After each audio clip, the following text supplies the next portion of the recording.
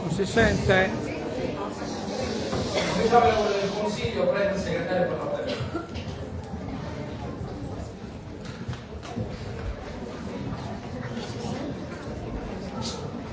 Bella amplificazione io. Non è schifo, si tenendo.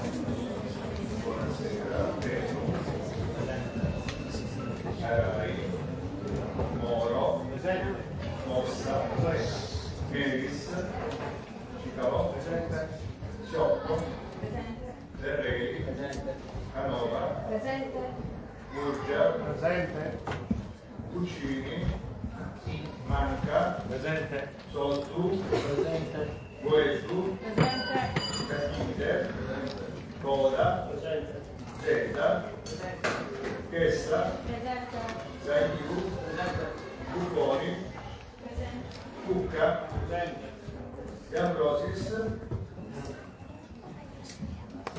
Pinna, Bidoni, Carcassi, 22. Grazie segretario. Prima di cominciare i lavori del Consiglio, chiederei un minuto di silenzio per ricordare la bambina che non ce l'ha fatta, l'incidente qui all'ingresso del porto di numero, quindi osserviamo un minuto di silenzio, per favore.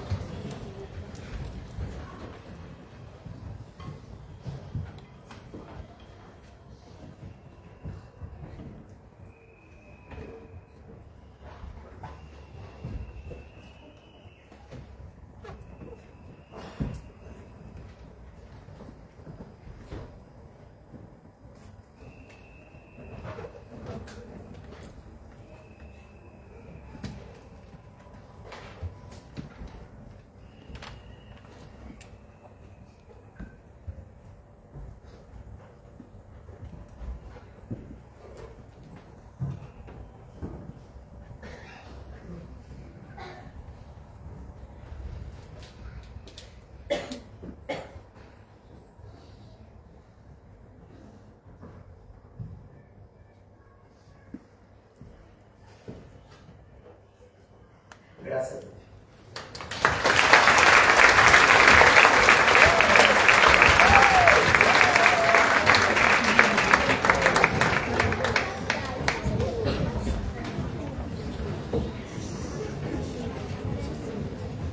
Prima di aprire il punto all'ordine del giorno, chiedo se ci siano comunicazioni.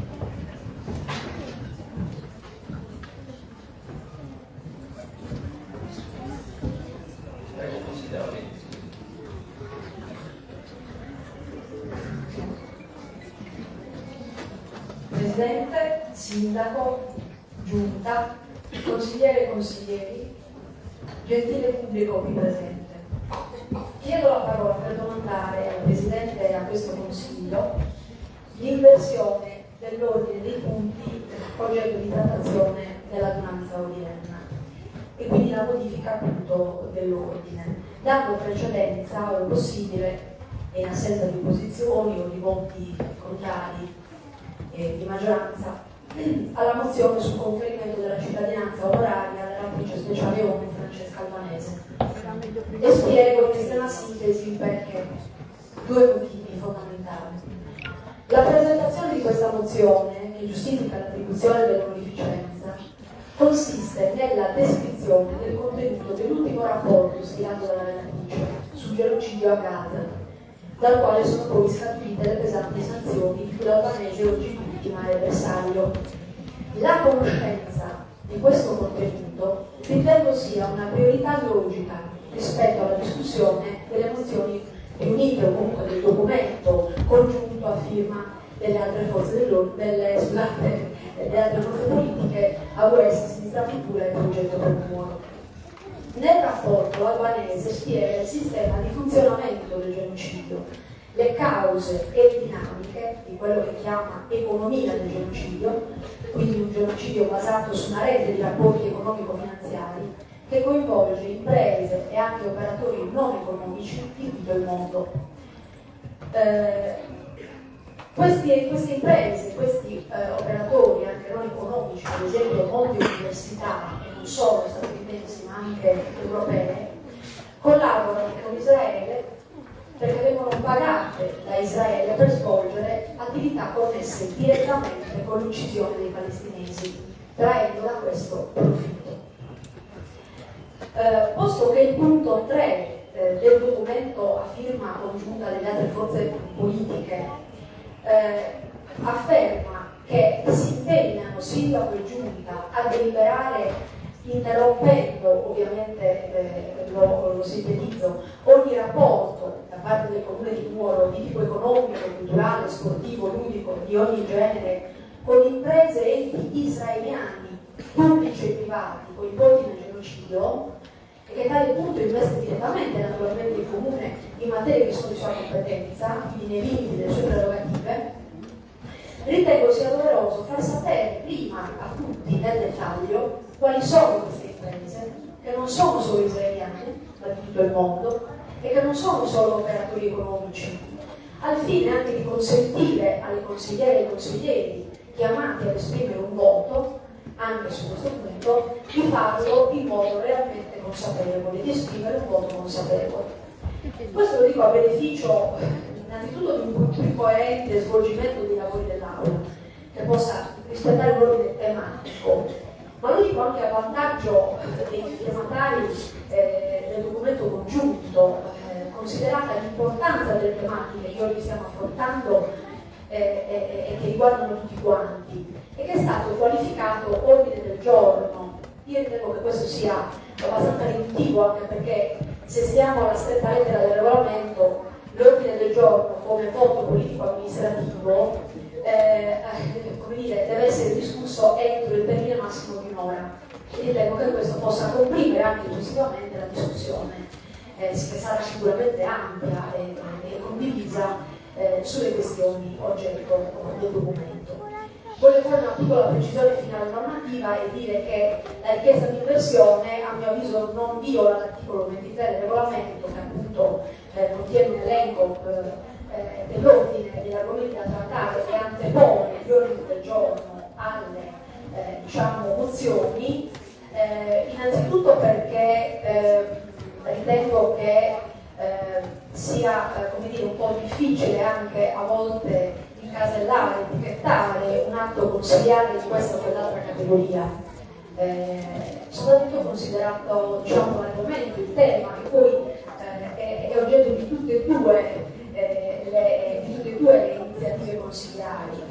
Per quanto riguarda il punto 3 del documento delle altre forze politiche, stiamo parlando di un'azione perché investe competenze del Consiglio Comunale. Per quanto riguarda la mozione sull'albanese, proprio perché investe tematiche di carattere nazionale e internazionale e di interesse generale della collettività, potrebbe per certi versi anche essere considerata un ordine del giorno. Quindi chiedo l'inversione. Grazie. Allora,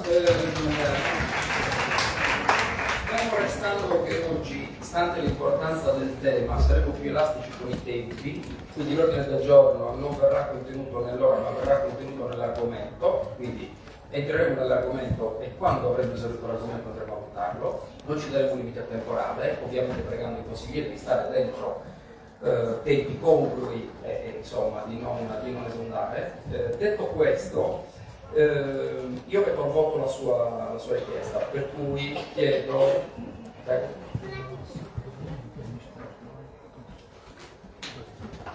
Posso, Presidente? Prego. Mi perdoni, farei una mozione d'ordine sul punto, nel senso che in base al regolamento la messa al voto sarebbe prevista solo in caso di opposizione da parte di qualche consigliere. A quel punto naturalmente si chiede la messa ai voti senza discussione. Grazie. Apprezzo questa lettura del regolamento, ma in questo caso siccome vorrei avere più ampia condivisione dei consiglieri, anzi credo che a quel punto sarebbe ovvio il voto e quindi l'inversione dell'ordine. Per cui chiedo ai consiglieri, anche con voto palese, di pronunciarsi sull'inversione dell'ordine del giorno. Prego, chi è favorevole?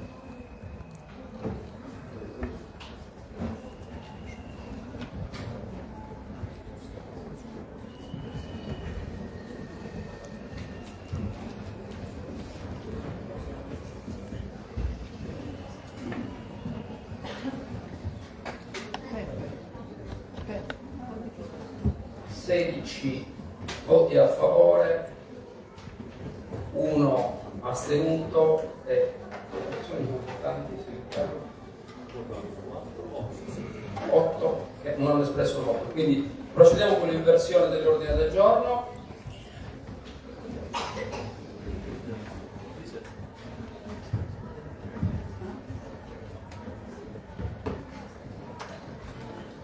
Prego la consigliera Melis per l'illustrazione del punto. Saluto nuovamente tutti. Oggetto di questa mozione è il conferimento della cittadinanza onoraria di Nuoro alla dottoressa Francesca Albanese. Chi è Francesca Albanese? È una stimata giurista che svolge il ruolo di relatrice speciale ONU incaricata dalle Nazioni Unite a partire dal 2022 di svolgere l'attività di controllo e di reportage sulla situazione dei diritti umani nel territorio palestinese, occupato dal 1967 da Israele. La stessa, che si distingue da anni per lo strenuo impegno per la difesa dei diritti degli esseri umani nel mondo, è stata autrice di numerose relazioni e di recente del suo sesto rapporto, intitolato Dall'economia dell'occupazione all'economia del genocidio, rapporto con il quale l'Albanese ha scoperchiato un vaso di Pandora, rendendo note al mondo intero le vere ragioni sottese alla barbarie in atto. L'Albanese ci dice non solo che esiste un genocidio, che non ci troviamo davanti a una guerra, perché non ci sono due eserciti che si fronteggiano, ma che c'è un'economia del genocidio, che allinea le proprie radici in un sistema economico, in un'intricata rete di rapporti economico-finanziari su cui si regge il disegno criminoso di Israele e dei governi che lo sostengono, il progetto di colonizzazione del territorio palestinese, che si dipana su un doppio piano di azione: l'espulsione del popolo palestinese e la conseguente sostituzione dei palestinesi nei territori occupati con le colonie israeliane. Nella sua analisi lucida e tecnica, l'Albanese descrive in modo plastico, quasi iconografico, che alla base del sistema di uccisione dei palestinesi ci sono gli affari, ci sono i profitti di aziende, di attività commerciali, private e pubbliche, ma anche di entità non economiche di tutto il mondo, per esempio delle università, occidentali e non occidentali, che pagate da Israele fanno il cosiddetto lavoro sporco, guadagnando dall'annientamento di vite innocenti, annientamento perpetrato nei modi più barbari che mente umana possa concepire. Il numero di queste aziende è spaventoso e inimmaginabile. L'Albanese individua uno stuolo di imprese, oltre 1 miliardo, alcune delle quali sono presenti già a partire dal 2020, quindi già 3 anni prima del famoso fatto dell'ottobre del 2023, nella database delle Nazioni Unite per il controllo del rispetto dei diritti umani. I nomi sono molto conosciuti, alcuni insospettabili. Si annoverano multinazionali, franchising, holdings, joint ventures, tra le più conosciute e diffuse al mondo, ma anche di cui ci serviamo a volte, spesso, quasi quotidianamente, oltre ovviamente alle aziende d'armi. Sì, perché Israele beneficia del più grande programma di difesa mai realizzato. Le aziende di armi, sono quelle che stanno naturalmente traendo i maggiori profitti, offrono a Israele i più sofisticati sistemi al mondo, a tecnologie avanzate, di distruzione di massa, droni, intelligenza artificiale, caccia F-35 e F-16 guidati da società statunitensi, mezzi di combattimento venduti da migliaia di imprese, tra cui la Leonardo SpA, azienda produttrice di armi di proprietà dello Stato italiano. Anche gli strumenti di controllo in dotazione di Israele, offerti da grandi aziende tecnologiche, sono all'avanguardia e coinvolte sono la IBM, l'HP, che producono computer stampanti, Persino la Microsoft fornisce telecamere a circuito chiuso, posti di blocco ad alta tecnologia, il prelievo a distanza dei dati biometrici dei palestinesi attraverso i droni, la sorveglianza dei telefoni cellulari di tutti gli attivisti, dei giornalisti, di tutti coloro in generale che si vedono impegnati e che si mobilitano per la difesa dei diritti umani nei territori occupati. Nessun civile viene ucciso per caso, nessuna morte è un effetto collaterale. Ogni bambino e bambina, anziano ed anziana, donna e uomo sono scelti oculatamente come vittime sacrificali davanti al Dio denaro. La Hyundai, la Volvo, la Caterpillar sono solo alcune tra le più importanti imprese che mettono a disposizione i propri mezzi pesanti per le operazioni militari. I macchinari pesanti della Caterpillar vengono venduti a Israele non solo per eseguire l'attività di demolizione delle strutture palestinesi, case, scuole, le università di Gaza sono state già tutte rase al suolo, luoghi di culto, centri di ritrovo, ma anche per le attività finalizzate alla sostituzione dell'esistente e ricostruzione sopra le macerie, sopra il sangue dei civili, attraverso l'edificazione delle colonie israeliane. L'Albanese ci riferisce un dato agghiacciante, che purtroppo non posso esimermi da riferire. La Caterpillar, con il proprio mezzo bulldozer, passa sopra i corpi dei palestinesi feriti per seppellirli vivi, occultarne i corpi e costruirci sopra. Con la propria potenza economica, avvalendosi di altre imponenti aziende, Israele esercita anche il controllo sistematico delle risorse naturali dei palestinesi, servendosi di industrie nordamericane, britanniche e di altri paesi per estrarre gas, petrolio, carbone e per creare carestia e usare il cibo come esca per topi.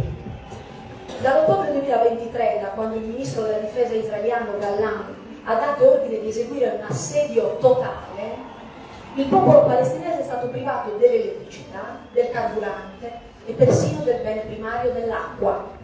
Le falde acquifere costiere sono contaminate quasi al 100%. Ecco perché è ricomparsa la poliomielite tra i palestinesi. Israele detiene il monopolio dell'acqua in tutti i territori occupati e costringe i palestinesi ad acquistare l'acqua potabile dalla compagnia idrica nazionale israeliana a prezzi gonfiati e con erogazioni intermittenti. Anche le risorse agroalimentari sono sfruttate da Israele attraverso aziende che sono state acquistate dalla Cina, che è coinvolta direttamente. Attraverso l'impiego di sistemi sofisticati, Israele sta attuando uno sfruttamento intensivo della terra e delle risorse idriche anche in Cisgiordania e porterà a breve, dice l'albanese, all'esaurimento del fiume Giordano e forse anche del Mar Morto. Un danno incalcolabile anche dal punto di vista ambientale per l'intero ecosistema. I prodotti realizzati da Israele e dalle sue colonie, saccheggiando il popolo, vengono commercializzati in tutto il mondo senza un'etichettatura da cui si possa capire che effettivamente provengono dai coloni israeliani. Cosa succede? Che questi prodotti arrivano anche nell'Unione Europea, dove sappiamo, e quindi anche in Italia, dove sappiamo che vige invece l'obbligo di una precisa ed esaustiva etichettatura di tutti i prodotti. Viene invece consentita la presenza di questi beni sugli scaffali dei supermercati, dove tutti noi consumatori, ignari, inconsapevoli, incolpevolmente naturalmente disinformati, non sappiamo di acquistare un prodotto che è il frutto dello spargimento del sangue palestinese. Le catene di supermercati sono complici di questo commercio, ma lo è anche per esempio la notissima azienda Amazon, che sostiene l'economia delle colonie israeliane perché mette in vendita prodotti, o la Google per esempio, che fa pubblicità a questi prodotti, ma anche Booking, Airbnb, che pubblicizzano, mettono in affitto appartamenti, camere d'albergo, vendono pacchetti turistici e tour di viaggio nelle colonie israeliane. Banche, istituti finanziari, assicurazioni, una fra tutte l'AXA, traggono profitti tramite obbligazioni, titoli, speculano nel mercato finanziario, ci sono anche fondi pensione. Anche le università israeliane sono coinvolte fino al collo, perché stanno organizzando corsi, dipartimenti finalizzati a annullare, eliminare la storia della Palestina dai programmi storici, diffondendo la cultura dell'apartheid. L'albanese però ci dice che non sono solo le università israeliane quelle coinvolte, ma anche europee e ovviamente statunitensi. L'Università di Edimburgo, per esempio, conduce ricerche per la Leonardo SpA, l'azienda, come ho detto, produttrice di armi che appartiene allo Stato italiano. Il MIT, il famoso Massachusetts Institute of Technology, forse la più importante università di tecnologia al mondo, aiuta Israele, conduce ricerche sulle armi e sui sistemi di sorveglianza grazie a finanziamenti erogati dal Ministero della Difesa israeliano. C'è quindi un motore non solo politico ed economico, ma anche ideologico del capitalismo coloniale, che è alimentato anche dagli alti livelli dello studio della ricerca, cioè dalle università. La responsabilità ricade su tutti, non solo sugli stati, sulle singole aziende, ma anche sulle aziende che non hanno applicato la dovuta diligenza, come dice il diritto internazionale, cioè verificato che gli accordi non violano i diritti umani. Ora, si dice che nei genocidi, come in tutte le guerre della storia, mi perdoni, molto interessante, prego. Vorrei estendere il dibattito, quindi le chiedo di Vado di andare a concludere in maniera che possano intervenire tutti, e così anche ne approfitto per dire a proposito dei lavori che prima del voto andremo in sospensione, così che se 1, 2, massimo 3 rappresentanti volessero intervenire quindi e portare una posizione condivisa, lo facciamo in sospensione dei lavori, quindi abbiamo bisogno di un pochino di tempo e che ognuno di noi contingenti. Per il resto il discorso è assolutamente interessante, quindi sì, prego. La ringrazio, Presidente. Dicevo che si dice che nei genocidi, come in tutte le guerre della storia, la prima cosa che cessa di esistere è la verità. L'albanese ha fatto emergere nero su bianco, con fatti circostanziati, in uno studio certosino, la verità. Quella verità forse che era sepolta accanto ai corpi dei civili palestinesi. E questa verità ha disturbato i manovratori, ha scatenato l'ira dei potenti, la cui reazione, che non si è fatta aspettare, è stata tremenda.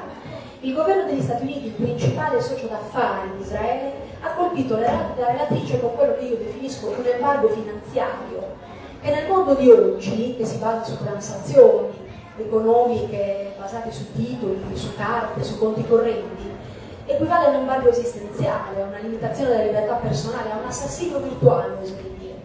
L'albanese non può aprire conti da nessuna parte, non può avere carte prepagate, non può accendere mutui, non può noleggiare un'auto, ma questo in tutto il mondo, perché gli Stati Uniti l'hanno iscritta nella lista nera, che è quella dedicata a chi compie atti di terrorismo e di riciclaggio di denaro, per cui il circuito finanziario di tutto il mondo le impedisce di aprire conti e di avere carte prepagate, addirittura che qualcuno possa pagarle qualcosa per lei, anche familiari. L'accusa formale è quella di aver collaborato con la Corte Penale Internazionale per far arrestare i cittadini statunitensi e israeliani. Un paradosso di chi si prodiga per la difesa dei diritti umani contro i crimini internazionali e che viene invece trattato alla stregua di un criminale internazionale. È chiaro che ci troviamo di fronte a un atto intimidatorio che ha lo scopo di isolare, di fare una bruciata attorno a questa che è una testimone.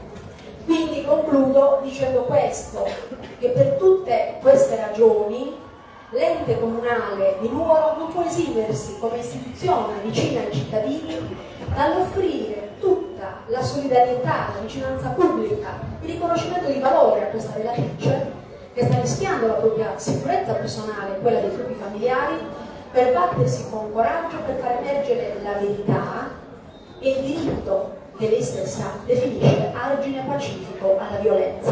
Grazie.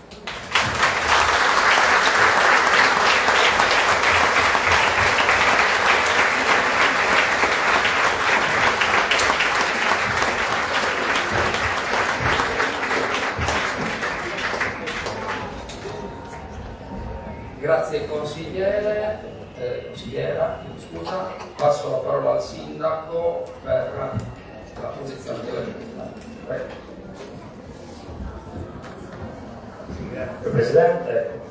Grazie Presidente, ringrazio anche la consigliera Melis, ringrazio il Consiglio, ringrazio tutte le persone presenti qua nella sala che hanno partecipato alla manifestazione fuori dal Palazzo Civico. Io intervengo molto brevemente per esprimere quella che è la posizione della Giunta sulla mozione proposta dalla consigliera Melis e dal suo gruppo.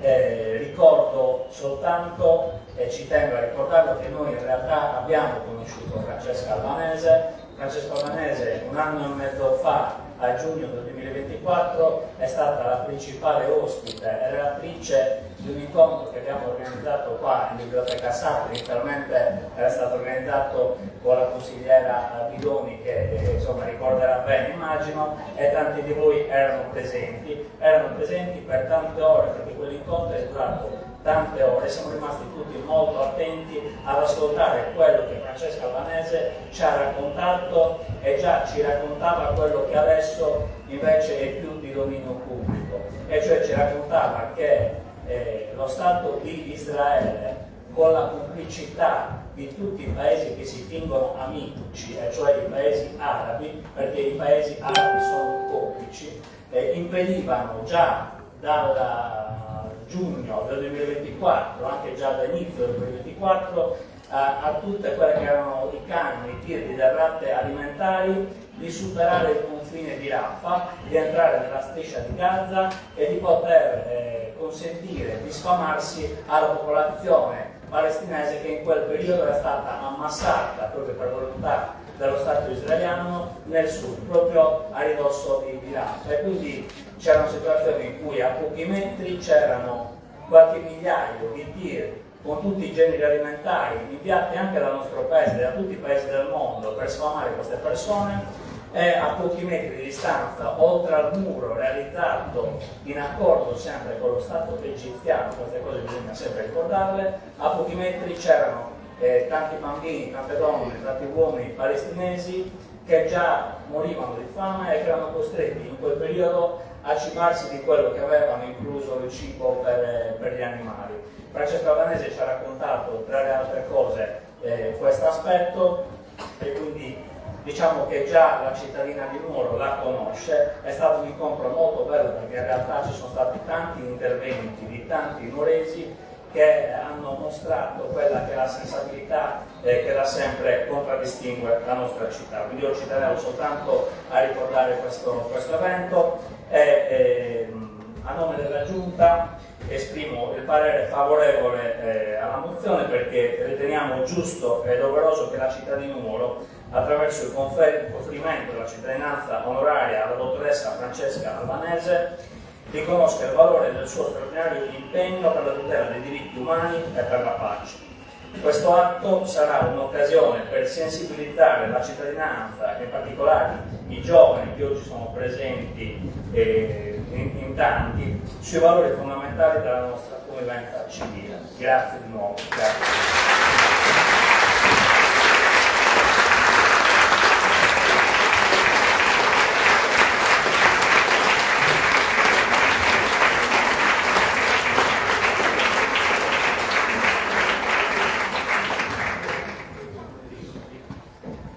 Prego, consigliere Muggia. Grazie. Ringrazio anch'io tutti i presenti, perché sono il segno della responsabilità, del senso di responsabilità della nostra cittadinanza, del senso di civilizzazione che vogliamo ancora mantenere. Vorrei sottolineare un aspetto nella vicenda di Francesca Albanese.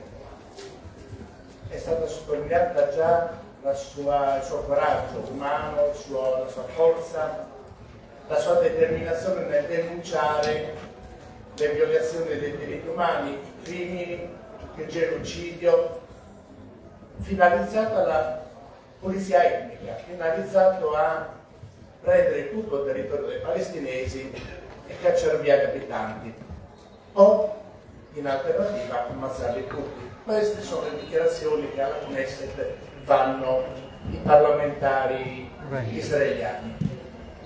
Vorrei sottolineare però che l'attacco a Francesca Albanese costituisce un attacco anche alle istituzioni internazionali, all'ONU, a tutte quelle istituzioni che sono preposte alla salvaguardia dei diritti umani, sia dei singoli, sia delle popolazioni, sia delle categorie svantaggiate sia delle categorie non svantaggiate. Si tratta di una cosa gravissima. A questo punto qualsiasi rappresentante nazionale o internazionale, istituzionale, può essere attaccato personalmente nei suoi interessi economici e potremmo anche aspettarci nei suoi interessi vitali, perché se questa è la china arriveremo anche agli omicidi mirati di rappresentanti delle istituzioni, ripeto, internazionali. Qua si tratta di un attacco al cuore di tutto quello che è stato fatto nel dopoguerra, nel secondo dopoguerra, per porre argine alla violenza, alla guerra e alla prepotenza dei più forti, perché in fondo la legge serve in qualche maniera a moderare le pretese dei più forti a favore di chi non ha la forza. Ecco, questo a livello internazionale è rappresentato dall'ONU e dai suoi organismi. In questo caso vengono direttamente attaccate le persone che li rappresentano, che ci mettono la faccia, ma che non sono soltanto delle persone singole, coraggiose, ripeto, e determinate, ma rappresentano tutto un insieme istituzionale che è nato a salvaguardia della pace. È gravissimo che vengano poste delle sanzioni personali a Francesca Albanese, come era gravissimo che venissero attaccate altre figure istituzionali di questo livello. Quindi ben venga la cittadinanza onoraria, però ci vuole anche l'impegno col governo nazionale per dare una copertura diplomatica completa a Francesca Albanese, perché in fondo manca questo. Anche la storia della flottiglia che sta navigando verso Gaza. Molti stati hanno dato la copertura diplomatica ai propri rappresentanti sulle barche. Dovremmo farlo anche noi. Ma non è una questione di partito, non è una questione ideologica, è una questione di parte politica, è una questione di vivere civile, è una questione di civiltà.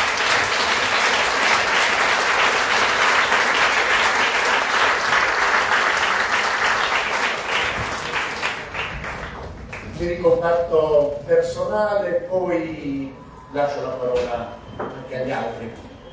Io avevo due nonni, come tutti noi. Uno di due era fascista. Quando ci sono state le leggi razziali nel 1938, lui ha abbandonato il fascismo perché ha detto: questo è incompatibile con la mia fede cristiana, con i miei principi, con i miei valori. Non c'è partito politico, non c'è fede politica che possa sovrastare i miei valori morali. Di questo stiamo parlando. In questo caso l'attacco a Francesca Albanese è un attacco ai nostri valori morali fondanti e per questo voterò chiaramente a favore molto volentieri di questa mozione.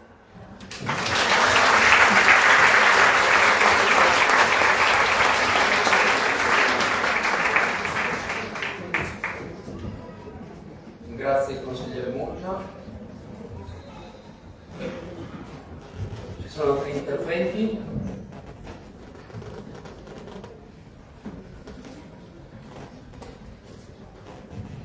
Se non ci sono altri interventi, passi alle dichiarazioni di voto. Passiamo alle dichiarazioni di voto.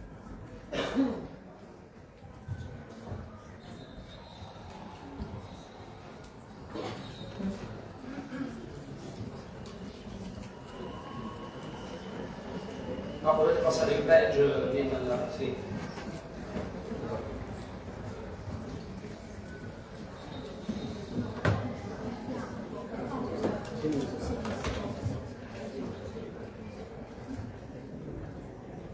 Ok.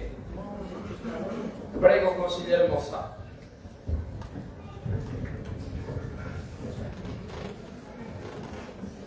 Presidente, della Giunta consiglieri del pubblico presente, non si sente. Sono un po' lauto perché ho vendemmiato questi giorni, un lavoro pesante. abbiamo sentito l'esposizione analitica dalla collega Rina Melis. Ci sarebbe poco da aggiungere, ma alcune cose ritengo sia il caso vengano ulteriormente evidenziate. Parliamo appunto di qualcuno, di una funzionaria di stima internazionale che ha il coraggio di denunciare le violazioni sistematiche dei diritti umani, crimini di guerra compiuti dal popolo israeliano, dal governo israeliano contro il popolo palestinese, e siccome fa bene il suo lavoro e lo ha fatto tanto bene da colpire tutto il mondo con la sua relazione, per questo motivo viene a sua volta colpita e viene messa ai margini della vita, perché di fatto riceve una condanna che gli impedisce anche di andarsi a comprare il pane, di incassare il suo stipendio. Parliamo di questo: se la figlia dovesse fare qualche acquisto per lei, paradossalmente sarebbe condannata anche la figlia alla stessa pena, sarebbe bandita allo stesso modo. E in più c'è da sottolineare il fatto che quello che le viene fondamentalmente imputato è la sua collaborazione con la Corte Penale Internazionale, che è un organismo internazionale a cui aderiscono 125 paesi. Chiaramente non vi aderisce Israele, non vi aderisce l'America, non vi aderisce la Cina, non vi aderisce la Russia, che sono degli attori coinvolti in prima persona per le motivazioni ben esposte.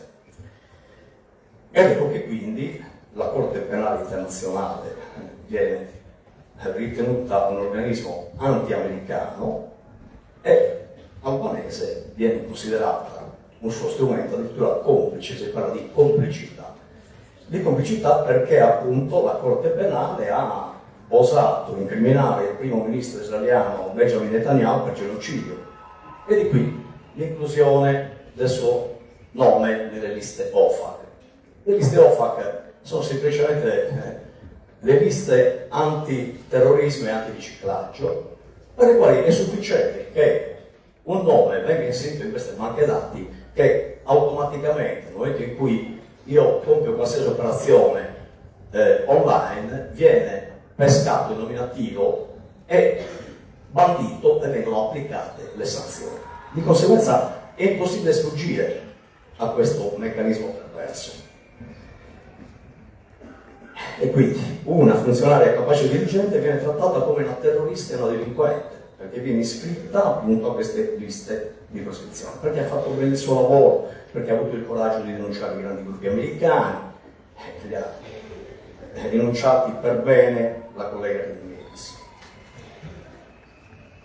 C'è ancora da dire che non solo appunto se si può aggiungere appunto semplicemente un elemento in più, ma ci sono anche delle piattaforme che sarebbero insospettabili, come semplicemente siti come Airbnb e Booking, appunto, che forniscono strumenti logistici basati sull'intelligenza artificiale per consentire appunto ad Israele di colpire e successivamente distruggere e costruire.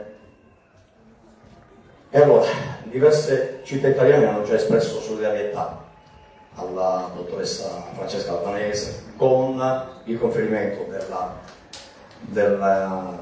cittadinanza. La nostra città, ha sottolineato bene il sindaco, è una città sensibile al tema dei diritti umani, della pace, della giustizia internazionale, e quindi non può rimanere in silenzio. Aderire a questa ondata di sostegno istituzionale è un segnale chiaro di coerenza e di adesione ai valori democratici e costituzionali, ed è un sostegno che non può stare rinchiuso qua dentro quest'aula comunale, ma si deve poi tradurre anche in altre iniziative. Infatti subito dopo avremo un nuovo punto all'ordine del giorno che esprimerà questa sensibilità nei confronti appunto della causa del popolo palestinese. Una considerazione, benché appunto in realtà in quest'Aula non si possa fare diciamo una politica di carattere internazionale, allora una considerazione che comporta una riflessione a livello internazionale può essere fatta, cioè che la nostra Presidente del Consiglio non ha trovato un attimo per occuparsi del caso di Francesca Albanese.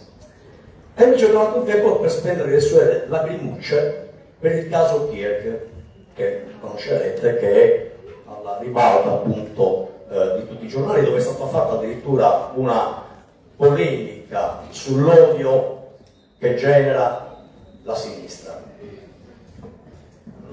E allora chiediamo qua che tutto il Consiglio Comunale accetti veramente all'unanimità, perché conferire una cittadinanza non all'unanimità non sarebbe una cosa generosa, non sarebbe una cosa coerente con i principi che ci siamo detti e cui tutti quanti arriviamo, destra e sinistra. E allora chiediamo che tutto il Consiglio accetti questa proposta per riconoscere innanzitutto lo scrupoloso lavoro svolto da un funzionario di alto livello internazionale, indipendente, trasparente, e per restituire dignità a Francesca Albanese come persona, cioè come titolare dei diritti enunciati nella Carta dei diritti dell'uomo. Ecco, questo sarebbe anche un forte segnale di partecipazione attiva della cittadinanza a sostegno della causa palestinese e di profondo rispetto del diritto internazionale. Preannuncio pertanto il voto favorevole del gruppo del PD e invito il Consiglio Comunale a fare altrettanto. Grazie.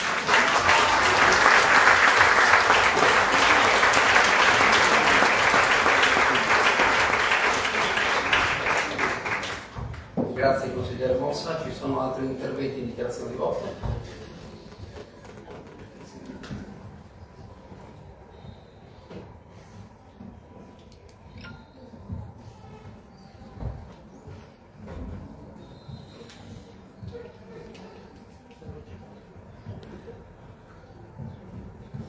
Dichiaro chiusa la fase di dichiarazione di voto, adesso passiamo al voto. Per favore passate il badge nella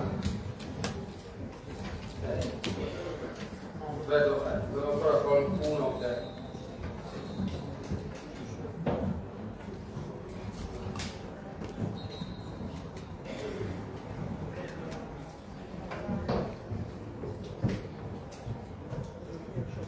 prego.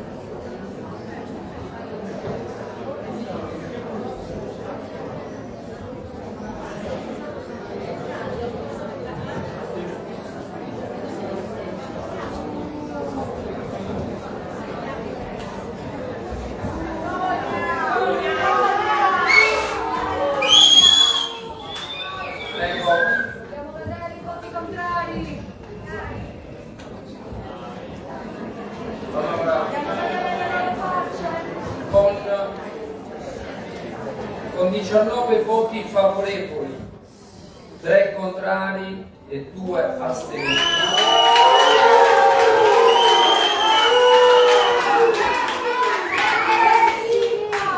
la mozione è approvata.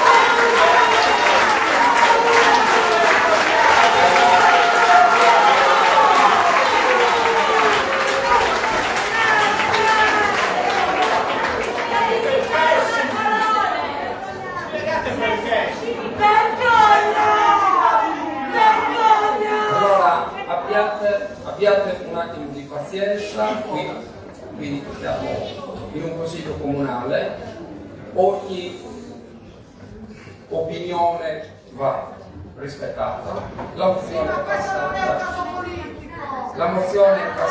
maggioranza.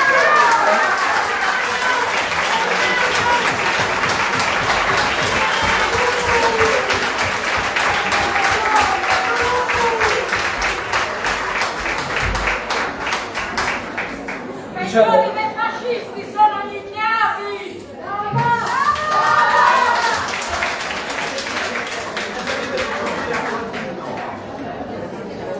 Questo è contro il diritto internazionale!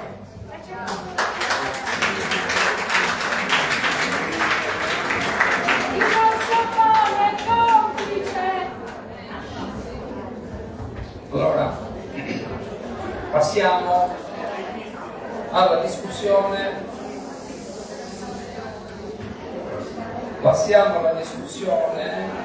Vi prego di fare un pochino di silenzio dal pubblico, anche perché il dibattito interessante è anche abbastanza lungo. Quindi,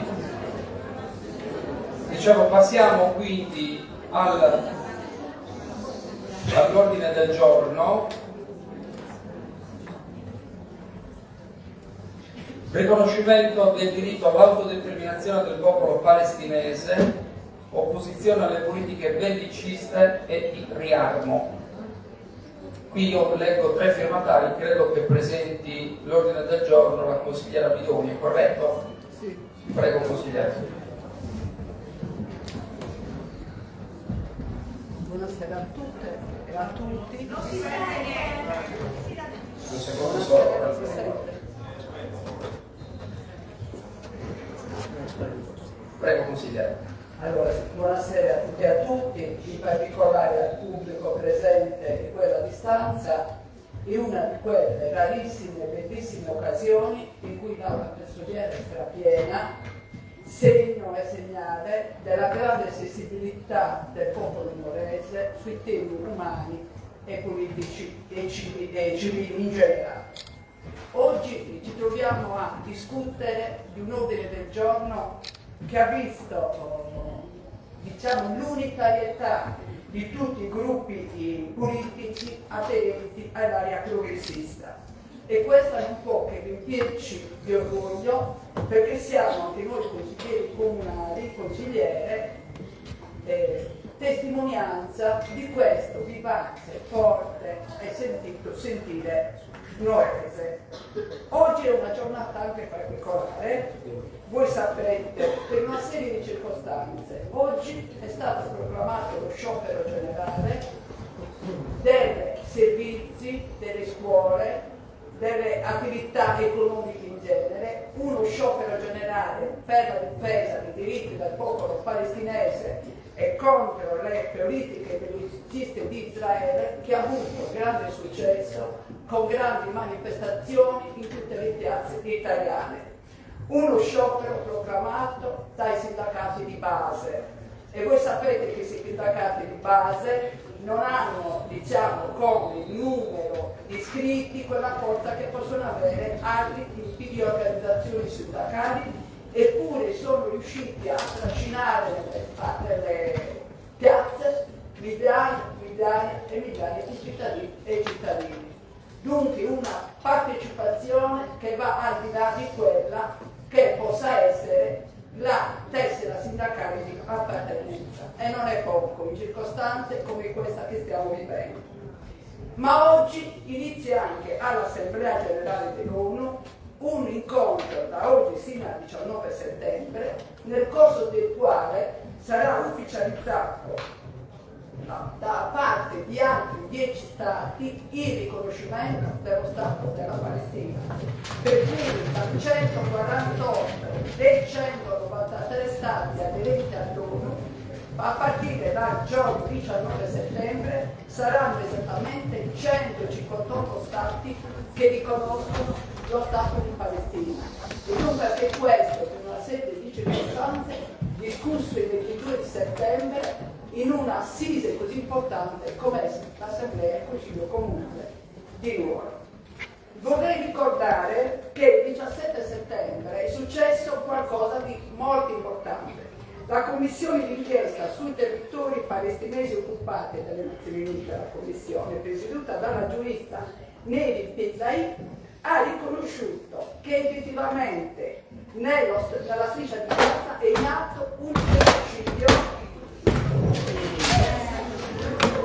e responsabile.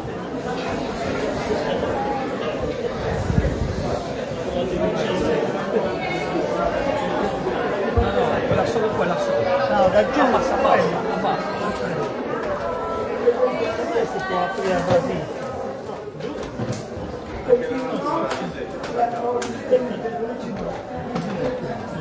E Israele è stato detto anche alle regole dell'Assemblea Generale delle Nazioni Unite che la responsabilità è pienamente dello Stato di Israele.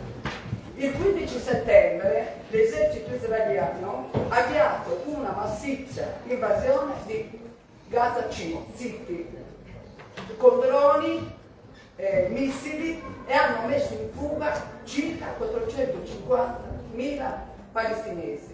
Abbiamo tutti potuto vedere in televisione, in video, la distruzione della città.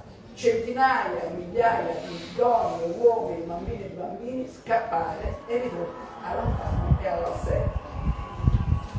Dal 7 ottobre ad oggi l'esercito israeliano ha ucciso oltre 65.000 palestinesi, di cui 19.000 bambine e bambini, negando a questa umanità l'accesso all'acqua, al cibo e alle cure mediche, avviando veramente un percorso di cancellazione di un popolo vergognoso e che ne è un insulto per la cultura e la civiltà nazionale, internazionale e permettete nuorese.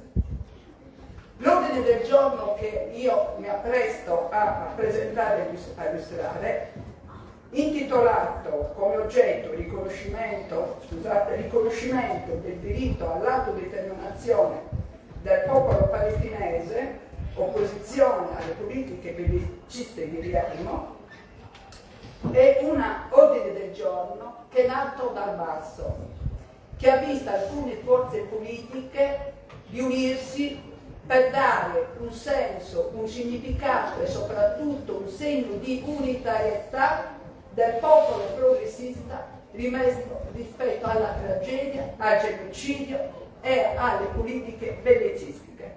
L'ordine del giorno a firma di Lisetta Bidoni e Mario Carcassi, di Pier Giuseppe Cattive di AUS e di Angelo Cosa, consigliere comunale di Sinistra Futura, in realtà è il risultato della collaborazione con un movimento politico nato dal basso, cittadine e cittadini nuoresi, ben 16 associazioni e gruppi politici nuoresi che dal giorno 11 marzo si sono costituiti formalmente, ma molto probabilmente da prima, hanno avviato una serie di iniziative, di attività nel territorio nuorese per informare e sensibilizzare. E questo è il risultato, perché è il risultato della numerosità delle persone all'interno della sala e della folla ancora piena giù nella piazza dalle ore 15:30 e resteranno sino alla fine, sono il segno che l'attività avviata dai movimenti di base e dal basso hanno dato i loro risultati. E io li voglio citare uno per uno, perché per noi è stata la riscoperta di quel movimento di base di attenzione e di interesse per la politica. Vuol dire che anche nella città di Nuoro ci sono, che davanti a temi di importanza rilevante c'è la motivazione, la partecipazione e saremo sempre presenti e in campo. Ve li leggo perché hanno diritto ad essere conosciuti da tutta la comunità nuorese. A Foras, l'ANPI, l'Associazione di Amicizia Italia-Cuba, Associazione Utarabi, Circolo Visti, Entula Indipendenza Socialismo, Istravanaras, Nuvolo Antifascista, Nuvolo Prosa Palestina, Partito della Rifondazione Comunista, Progetto per Nuoro, Rossomori de Sardegna, Sardegna chiama Sardegna. Sardegna nazione indipendenza, Sardegna Palestina, unione sindacale di base. Questi sono i 16 gruppi che con tanti cittadini a titolo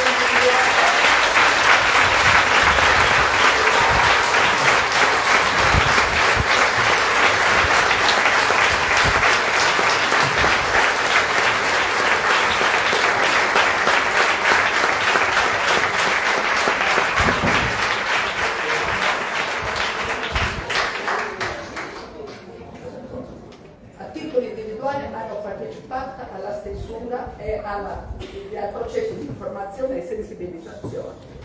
Il documento che noi andiamo a leggere, che vi ho detto, è firmato dai consiglieri Cattive, Coda, Bidoni e Carcassi, ma poi può essere modificato.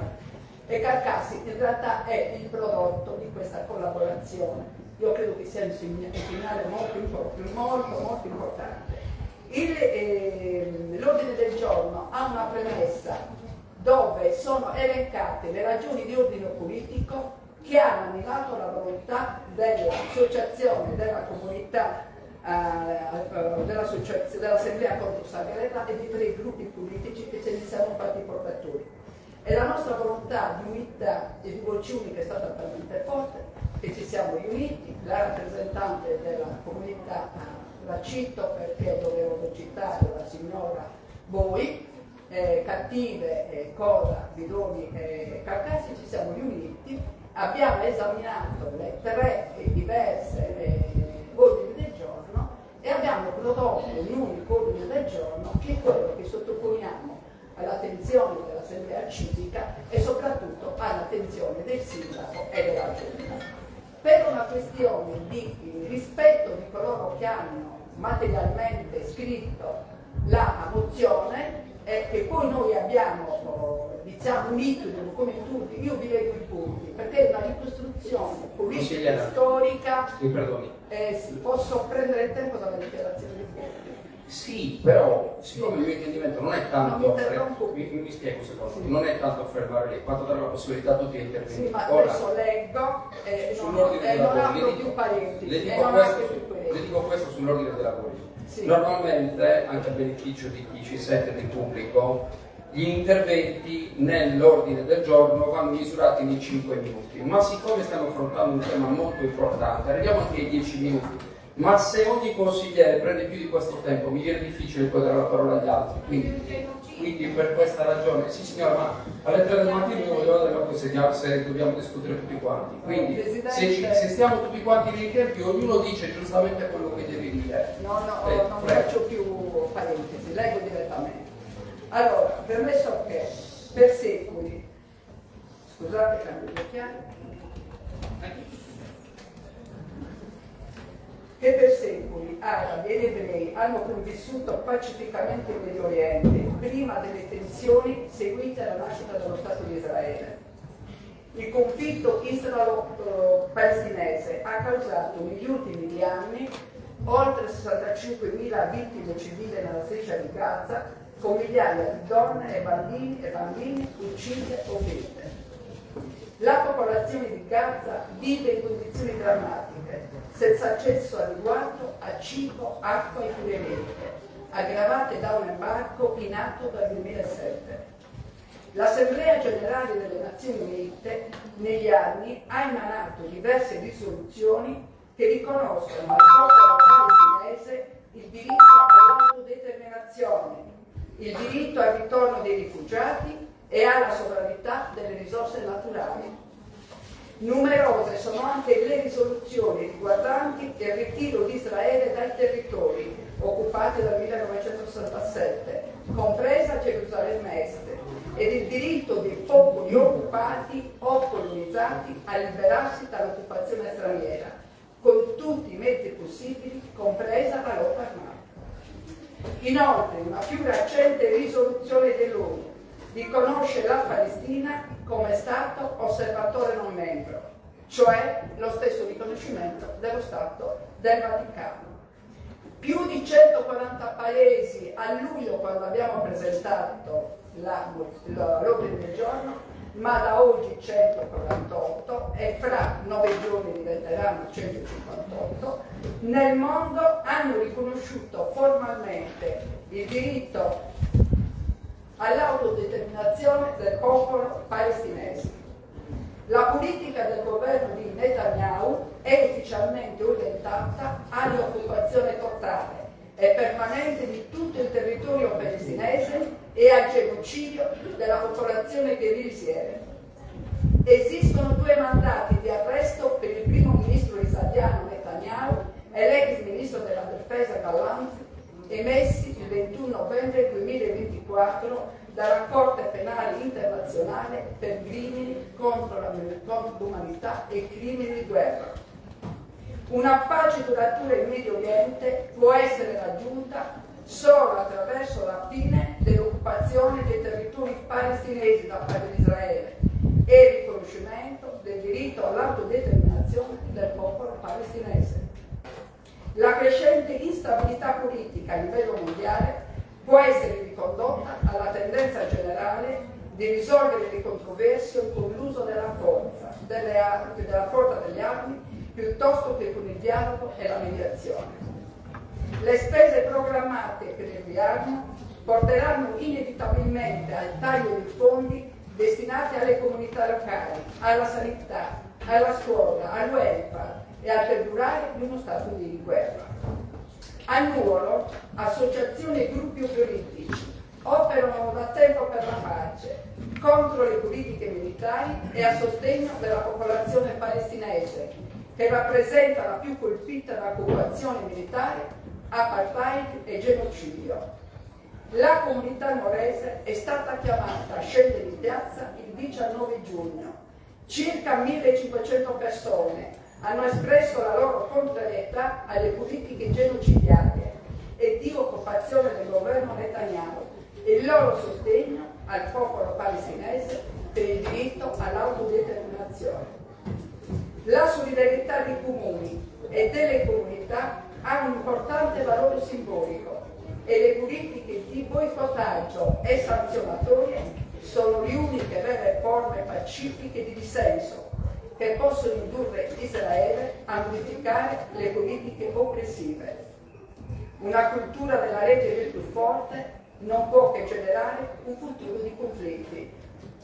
Nelson Mandela definiva lo sport come uno dei più efficaci mezzi di comunicazione del mondo moderno, poiché bypassa la comunicazione scritta e verbale e raggiunge direttamente migliaia di persone. Lo sport, dunque, non è solo sport. Non lo era nel 2022, quando FIFA e UEFA esclusero la nazionale e i club russi dalle competizioni internazionali. Non lo è quando si chiede di non disputare i tornei in paesi che violano i diritti umani. È incomprensibile la disparità di trattamento e l'indifferenza dimostrate dalle autorità sportive di fronte al genocidio messo in atto dal governo israeliano a Gaza. Consigliera, concludo. Sì, tutto ciò premesso, il Consiglio Chiamani impegna la Giunta e il signor Sindaco 1. A richiedere la cessazione del genocidio e della pulizia etnica in atto nella Palestina. 2. A riconoscere il diritto all'autodeterminazione del popolo palestinese e ad assumere tutte le azioni necessarie nei confronti dello Stato italiano e del governo affinché l'Italia A.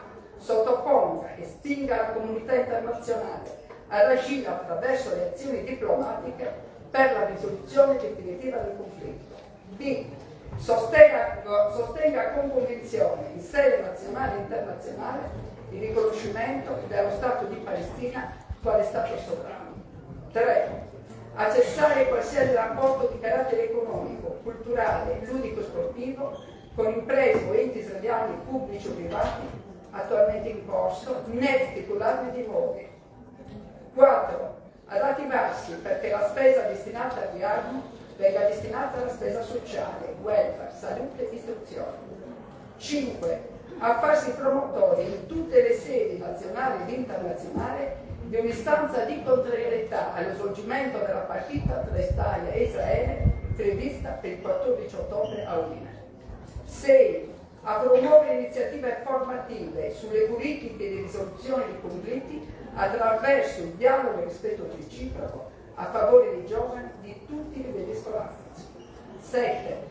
Ad esporre la bandiera della Palestina, portata in carteo nella manifestazione di piazza del 19 giugno nel Palazzo Civico o qualunque altro luogo simbolo della comunità, come atto tangibile della vicinanza al popolo palestinese in questo momento di grande difficoltà da parte della comunità nuorese.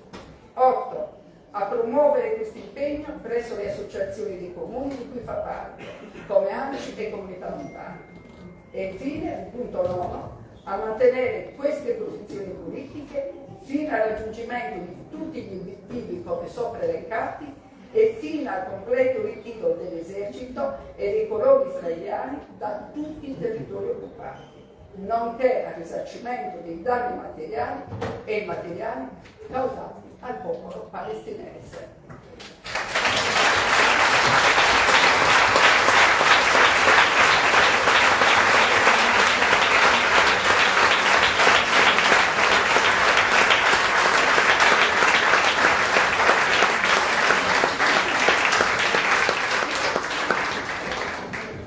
Allora, prima di dare la parola al consigliere Coda e poi al consigliere Capide, che sono firmatari con la consigliera Bidoni dell'ordine del giorno di cui stiamo discutendo, invito i consiglieri per favore al rispetto dei tempi, perché è una questione di reciproco rispetto, in maniera tale che tutti quanti così possiamo intervenire sul punto senza che il dibattito in qualche modo stanchi o ci si stanchi, d'accordo? È pervenuto un emendamento all'ordine del giorno, precisamente al punto 3, che io direi veramente in un minuto, perché si tratta di 2 righe, pregherei il consigliere Ferreri di presentare rapidamente e che però andremo a votare prima del voto sull'ordine del giorno. Quindi adesso lo presenta, discuteremo quindi, dopodiché discuteremo l'ordine del giorno. Quando andremo in fase di voto e quindi anche di dichiarazione, divideremo le 2 cose, cioè l'emendamento prima e poi l'ordine del giorno, se l'emendamento verrà approvato, altrimenti senza l'emendamento. Prego, consigliere Ferreri. Grazie Presidente, sarò brevissimo. A seguito di un'interlocuzione con le forze politiche che hanno sostenuto e hanno da subito firmato questo ordine del giorno, mi sentite abbastanza bene? Ora? Sì, perfetto. Allora, il mio gruppo politico ha deciso di presentare un emendamento integrativo al punto 3, laddove si parla del boicottaggio economico, quindi non solo cessare qualsiasi rapporto di carattere economico, culturale, ludico-sportive con imprese o enti israeliani pubblici e privati, ma anche con soggetti privati che si avvalgono di beni, servizi e lavori connessi direttamente o indirettamente allo Stato di Israele. La motivazione è molto semplice, l'ha citata prima molto bene la consigliera Melis. Nel rapporto del 2025 della dottoressa Albanese è emerso in maniera molto plastica come ci sia un'organizzazione logistica dietro questo genocidio che coinvolga anche imprese private. Se è tanto vero che questo comune poco può fare per incidere sugli andamenti della comunità internazionale, è altrettanto vero che qualsiasi azione questo comune può mettere in essere per limitare la nostra connivenza col genocidio, perché attualmente come Stato italiano noi non ci stiamo opponendo a questo genocidio e quando non ci opponiamo a un crimine del genere io lo definisco connivenza, pertanto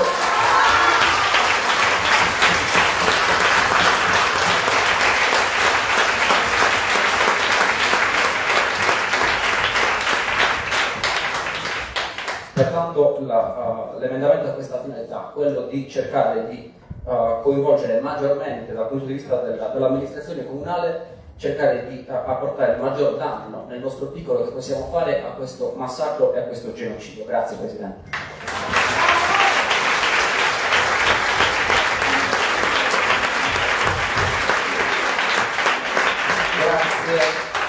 Grazie consigliere Ferreri per le sue precisazioni e anche per la brevità con cui ha precisato, così che possiamo dare quindi la parola al consigliere Cora. Prego.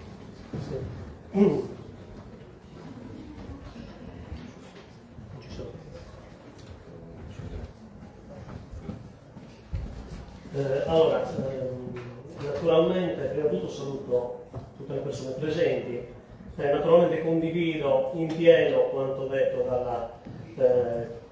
dalla compagna Lisetta Bidoni, con la quale abbiamo scritto con anche l'ausilio delle altre forze che Lisetta ha citato, abbiamo scritto questo ordine del giorno. C'è stata con la Bidoni una collaborazione molto proficua e sono sicuro che anche in futuro potrà esserci una buona collaborazione, tenuto conto che abbiamo la stessa formazione politica e che abbiamo la stessa visione, oltre che su Gaza, anche su materie come istruzione, lavoro, trasporti e sanità.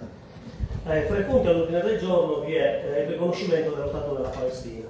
Naturalmente questo è un atto dal valore simbolico, perché può esistere lo Stato sono necessari 3 elementi: un popolo, un territorio e un governo. Abbiamo un popolo, quello palestinese, ma abbiamo un territorio che è stato illegittimamente occupato ed è controllato dallo Stato di Israele. Una parte dei mass media vorrebbe convincerci che l'origine del conflitto sia da riportarsi al 7 ottobre di 2 anni fa e che al limite quanto sta facendo Israele possa configurarsi come un eccesso di legittima difesa, mistificando così volutamente, deliberatamente la realtà dei fatti. Difatti la pulizia etnica della Palestina, perché di questo si tratta, di pulizia etnica, ha origini molto più lontane. Vorrei ricordare che nel 1948 Israele ha distrutto oltre 500 villaggi e città palestinesi, in alcuni casi invadendole al suolo.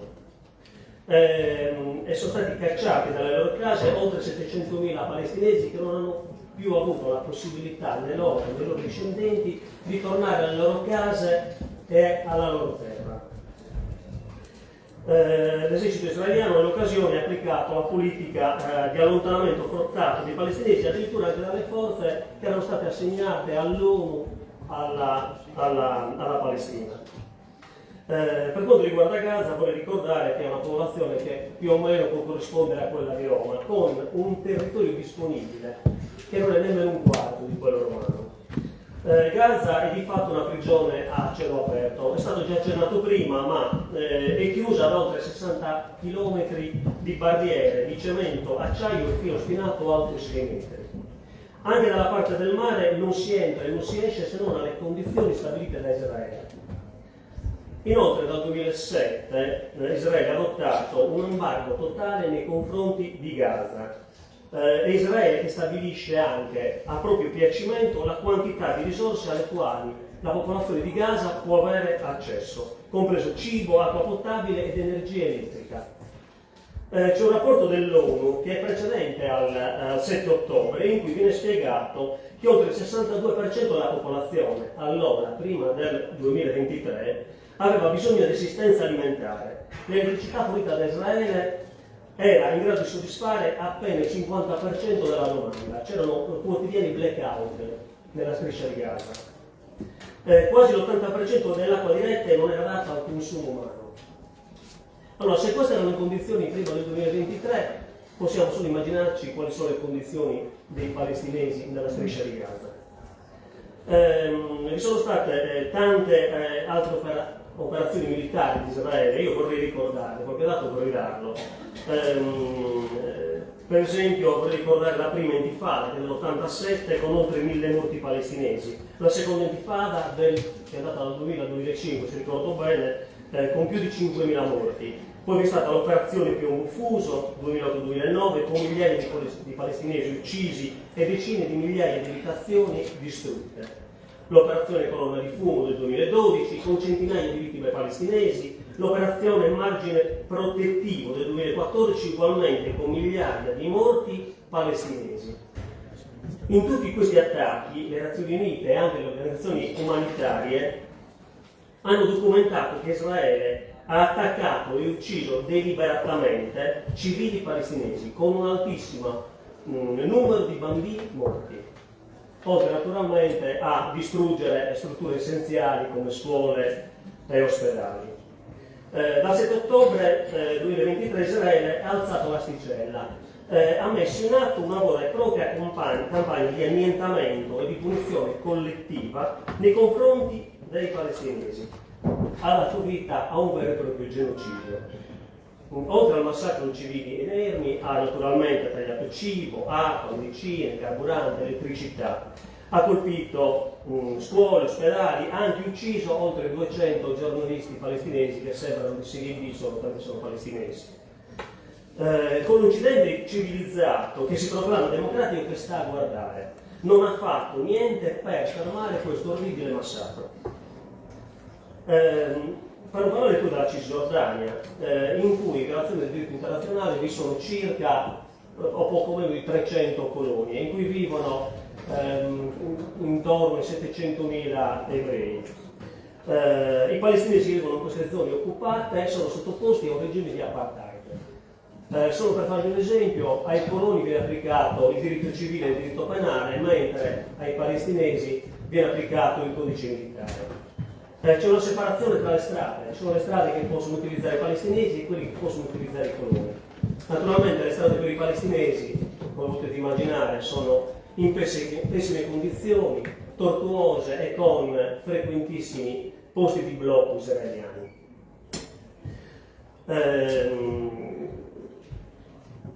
Oltretutto, dopo il 7 ottobre c'è stato un intensificarsi degli attacchi dei coloni israeliani nei confronti dei palestinesi. Abbiamo già superato il numero di 1000 morti.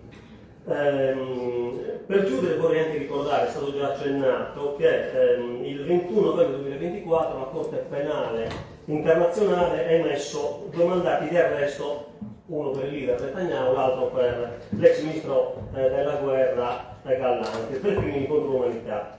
Vorrei ricordare qui questo Gallant, questo personaggio. Vi ricordo che nell'ottobre del 2024 aveva dichiarato che Israele stava combattendo contro animali umani. Sono anche dichiarazioni del ministro delle finanze Smotrich, un altro personaggio, che ha detto che il piano di ricostruzione di Gaza è già sul tavolo di Donald Trump e ha aggiunto: questa cosa può diventare un Eldorado immobiliare, una cosa che si ripaga da sola. Abbiamo investito molti soldi in questa guerra, dobbiamo vedere come distribuiremo il terreno in percentuale. La demolizione, la prima fase di rinnovamento della città l'abbiamo già fatta, ora dobbiamo solo costruire. Pensate che questi soggetti sono ministri o ex ministri del governo israeliano. Sono frasi vergognose che non sono state condannate a dovere dalla comunità internazionale.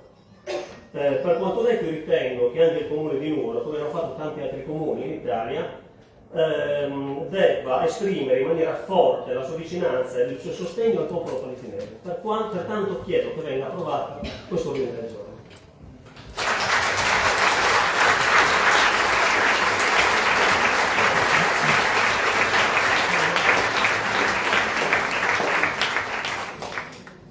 Grazie consigliere Coda.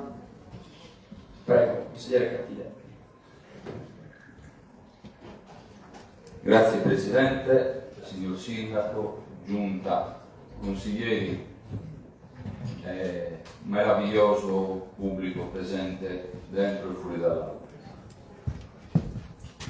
Prenderò spunto da 3 punti dell'ordine del giorno per poi fare le mie considerazioni. Cercherò di essere breve. In un punto all'ordine del giorno c'è scritto: Nelson Mandela definiva lo sport come uno dei più efficaci mezzi di comunicazione del mondo moderno, poiché bypassa la comunicazione scritta e verbale e raggiunge direttamente miliardi di persone. Lo sport dunque non è solo sport, non lo era nel 2022 quando FIFA e UEFA escludero la nazionale russa dalle competizioni internazionali, non lo è quando si chiede di non disputare tornei in paesi che violano i diritti umani. È incomprensibile la disparità di trattamento e l'indifferenza dimostrata dalle autorità sportive di fronte al genocidio messo in atto dal governo israeliano a Gaza. Prendo spunto da questi 3 punti. Anzitutto mi volto sulla mia destra, nel pubblico vedo tanti sportivi, oltre che prima tanti bambini, che penso che quel punto che parla è come lo sport sia un mezzo di comunicazione che bypassa qualsiasi altro mezzo. E quindi vi parlo di sport oggi, vi parlo di una disparità, di un doppio standard di trattamenti tra Russia e Israele. Inizio con le mie considerazioni qui. È di pochi giorni fa il comunicato del portavoce del gruppo socialista Lopez, spagnolo, che apre il possibile scenario che vedrebbe la Spagna in caso di qualifica ai prossimi mondiali di calcio che si svolgeranno in USA, Messico e Canada, rinunciare alla massima competizione di calcio per nazionali in virtù del trattamento diverso nei confronti di Israele rispetto a quello che era stato riservato alla Russia nel 2022. La Russia chiede agli organismi sportivi competenti di sanzionare Israele per quanto è successo a Gaza e, nel caso non fosse possibile, arrivare perfino a chiedere il ritiro della propria nazionale. Ogni governo, il governo spagnolo in questo caso, può autorizzare la partecipazione o meno di qualsiasi nazionale, cosa che non piace al massimo organismo del calcio mondiale, la FIFA, per chi non la conoscesse, che in tempi recenti ha sospeso il Pakistan, sospensione poi revocata, e Congo per ingerenze di parti terze, politiche tra parentesi. Ricordo che negli anni la FIFA ha sospeso per violazione dei diritti umani e per interferenze politiche la Jugoslavia. Il Sudafrica, dalle prossime qualificazioni mondiali, per l'utilizzo di un giocatore sospeso. Guardate bene. La Nigeria per interferenze della politica, lo Zimbabwe per forti debiti dai commissari tecnici. La Russia l'abbiamo già citata, il Pakistan e il Congo l'abbiamo già citata. La Bielorussia, che non sarà squalificata ma ha obbligo di giocare in campo neutro e senza pubblico, e l'Eritrea squalificata per mancato svolgimento delle partite in trasferta. Ora capite che sono delle motivazioni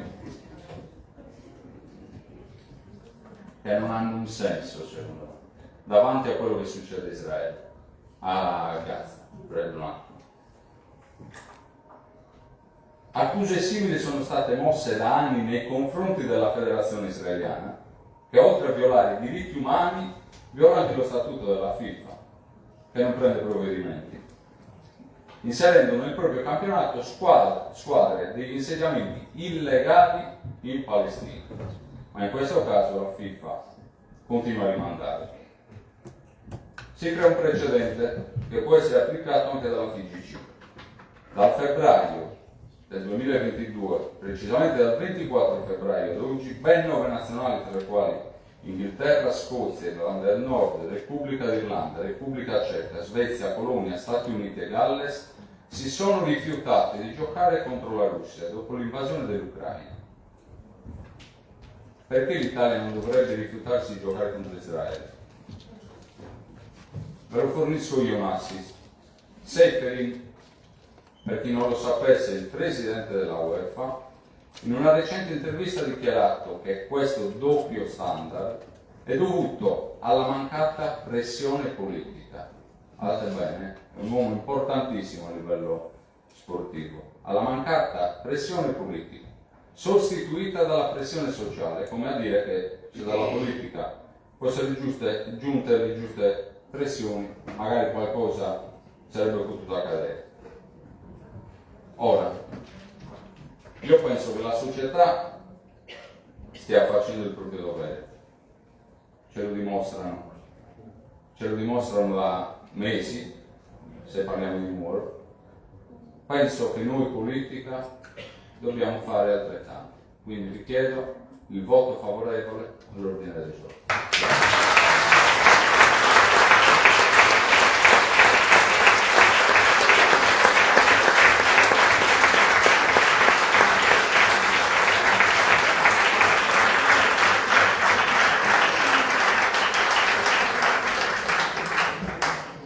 Grazie consigliere Cattive. Prego la parola al sindaco. Grazie Presidente, intervengo nuovamente per esprimere quello che è il parere della Giunta. Io ne approfitto nuovamente per ringraziare il pubblico per la partecipazione, per la presenza. Questo è un argomento che giustifica questa presenza molto importante, molto delicato, come abbiamo detto. Sarebbe bello che ci fosse partecipazione anche per gli altri argomenti che affronteremo in quest'Aula, perché anche se magari meno importanti a livello umano, umanitario, internazionale, comunque sono sempre molto importanti per la nostra comunità.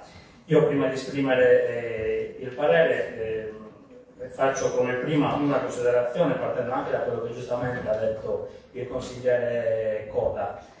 In realtà tutto questo che stiamo vedendo, adesso lo vediamo nei social, le immagini, per fortuna in questo caso ci sono i social che ci fanno vedere delle immagini che anche poi non ci fanno dormire neanche la notte, immagini e video di bambini, fratellini che hanno la loro sorellina sulle spalle e corrono scalzi per strada urlando mamma mamma. Questo è un esempio di quelle che sono le immagini che stiamo vedendo in questo periodo, ma tutto questo non è iniziato il 7 ottobre del 2023, è iniziato, come diceva il consigliere Coda, nel 1948 con la guerra arabo-israeliana, chiamata Nakba dai palestinesi, cioè catastrofe, quando sono state espulse 700.000 persone dalle loro case. Quindi è iniziato tutto nel 1948 ed è proseguito negli anni. Tutti gli accordi di pace non hanno fatto altro che cristallizzare le occupazioni che erano state fatte prima dai coloni israeliani. Quindi noi adesso lo stiamo vedendo nei social, nei video, nelle foto, grazie alla tecnologia, però non è una cosa che sicuramente nasce adesso. Gaza è soltanto l'ultimo brandello di terra che ormai è diventato a tutti gli effetti un campo di sterminio a cielo aperto, perché questo è diventato. E quando, anche prima con l'intervento della consigliera Melis, ricordavamo quelli che sono gli interessi denunciati da Francesca Albanese, in realtà questi interessi li conoscevamo già da prima. Quando a ottobre del 2023 tutti sapevamo che la guerra già iniziata e ne aveva stipulato insieme ad altre società internazionali un accordo col governo israeliano per lo sfruttamento di un giacimento a largo delle coste di Gaza. Quindi gli interessi italiani, questi interessi ci spiegano perché il governo italiano non è mai intervenuto con forza contro questo sterminio. Mi dispiace usare parole forti, ma è uno sterminio a tutti gli effetti.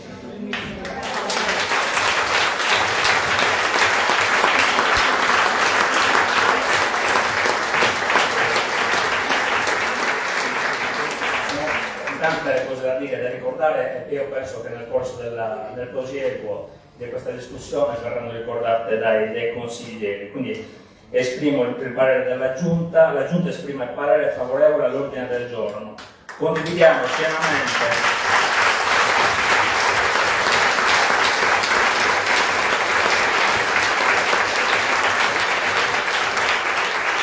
l'urgenza di chiedere la fine delle violenze e il rispetto dei diritti umani. Riteniamo che la nostra città deve farsi interprete di un messaggio chiaro: condanna di ogni crimine di guerra, solidarietà al popolo palestinese e sostegno a ogni percorso di pace e dialogo. Grazie.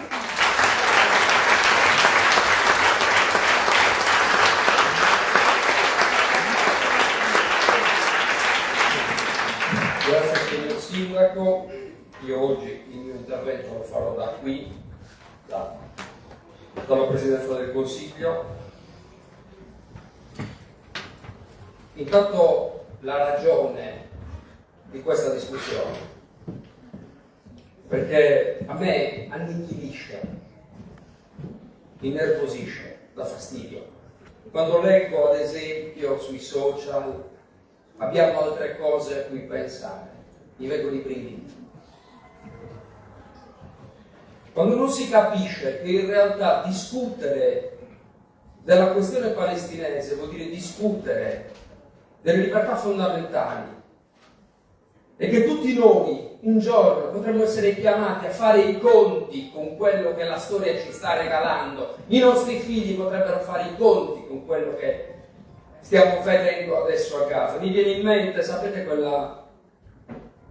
quella poesia, quella che dice prima di tutto vennero a prendere gli zingari, però sai, erano sporchini, quindi chi se ne frega. Poi gli omosessuali, ma sai, anche quelli.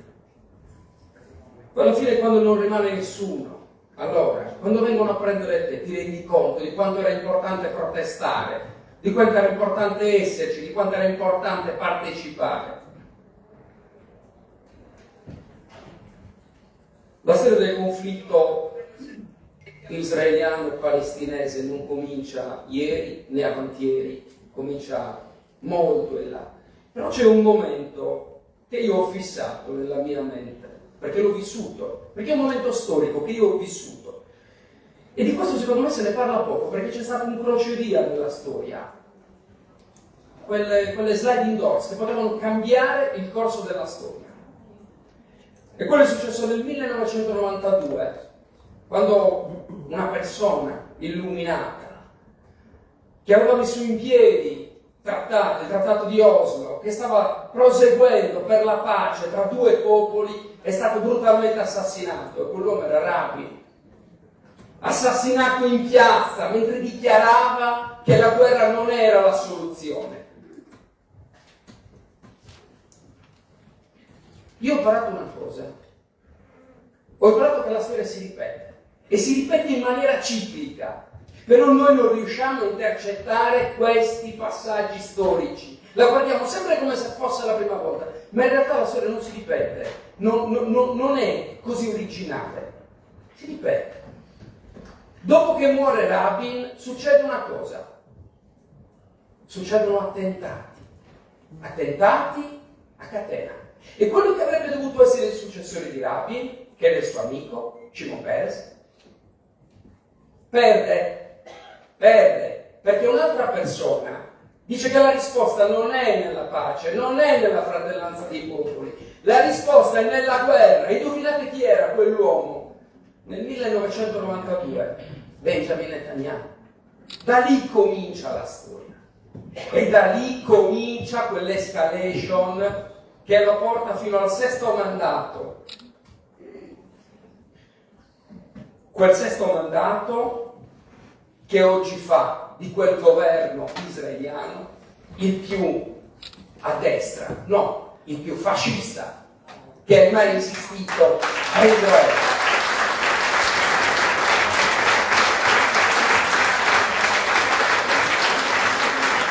Ma guardate, questo passaggio è importante, perché noi non dobbiamo perdere nemmeno un grammo della nostra umanità, non gliela dobbiamo nemmeno regalare, perché gli artefici della storia, quelli che non dovrebbero farne parte, ma ne fanno parte, vanno chiamati per nome e per cognome, per additarli, per sapere chi sono. Perché 1 milione di persone che hanno manifestato ai funerali di Rabin mi danno speranza. Mi dicono che non tutto il popolo israeliano è con loro, che non tutti la pensano in questo modo, perché non ci può essere tanta bestialità. E mentre gli stati cominciano a riconoscere la Palestina come stato indipendente, il nostro paese, insieme alla Germania, indovina un po' insieme agli Stati Uniti, ancora perde tempo, gioca con le parole, nicchia, è una cosa complicata, non è così semplice. L'avete detto qua. Noi abbiamo il produttore Leonardo che è lì, che lavora per questi cacciabombardieri, noi li armiamo. Noi li addestriamo, qui in Sardegna volano i piloti di Israele, qui da noi, sopra il nostro cielo, mentre noi stiamo parlando, sono qui.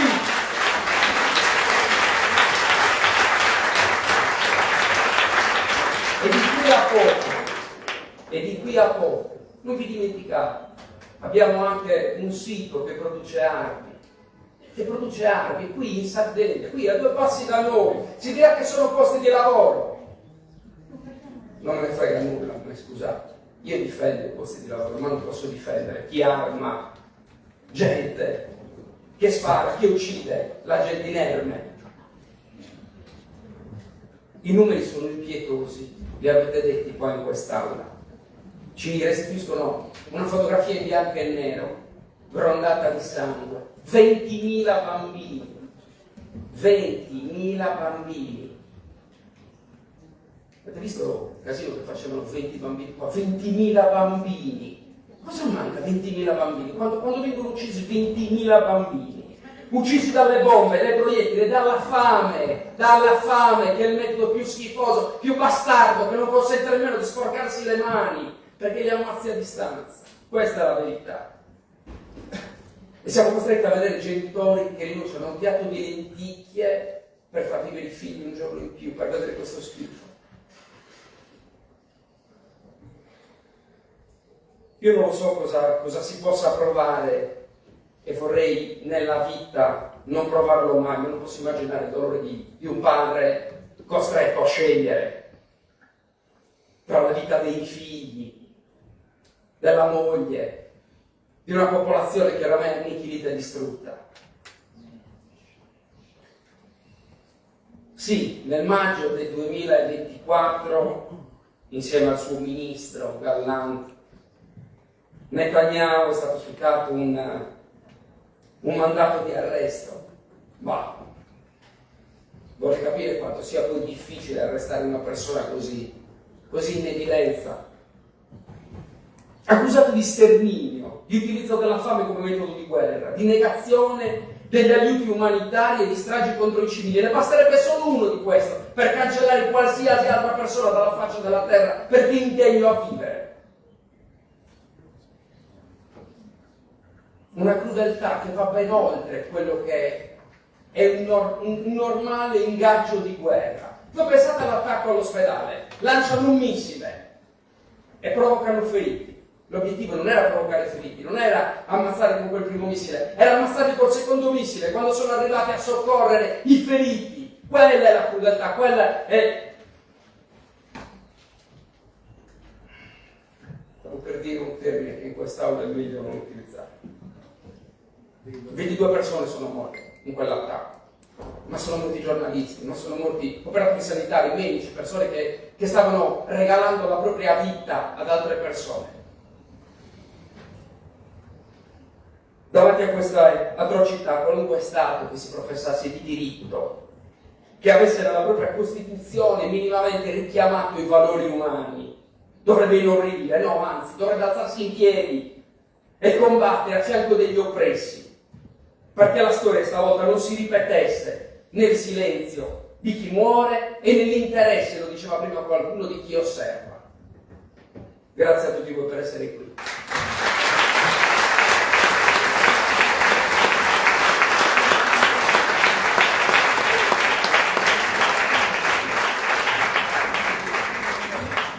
Prego, consigliere Mucci. Grazie. Noi abbiamo proposto un boicottaggio economico, culturale, eccetera. Io lo propongo a tutta la popolazione. Personalmente, quando vado a fare la spesa, controllo tutte le etichette, non da ora, da qualche decennio. Controllo da dove vengono i prodotti, controllo da chi vengono fabbricati. Esiste anche una guida al consumo critico scritta e aggiornata dal Centro Nuovo Modello di Sviluppo di Ricchiano, diretto da un allievo di Don Milani, in cui c'è la graduatoria di tutte le aziende che producono qualcosa. Io scelgo cosa comprare. Di sicuro non compro prodotti israeliani e personalmente non compro neanche i prodotti americani, finché è ragionevole possibile.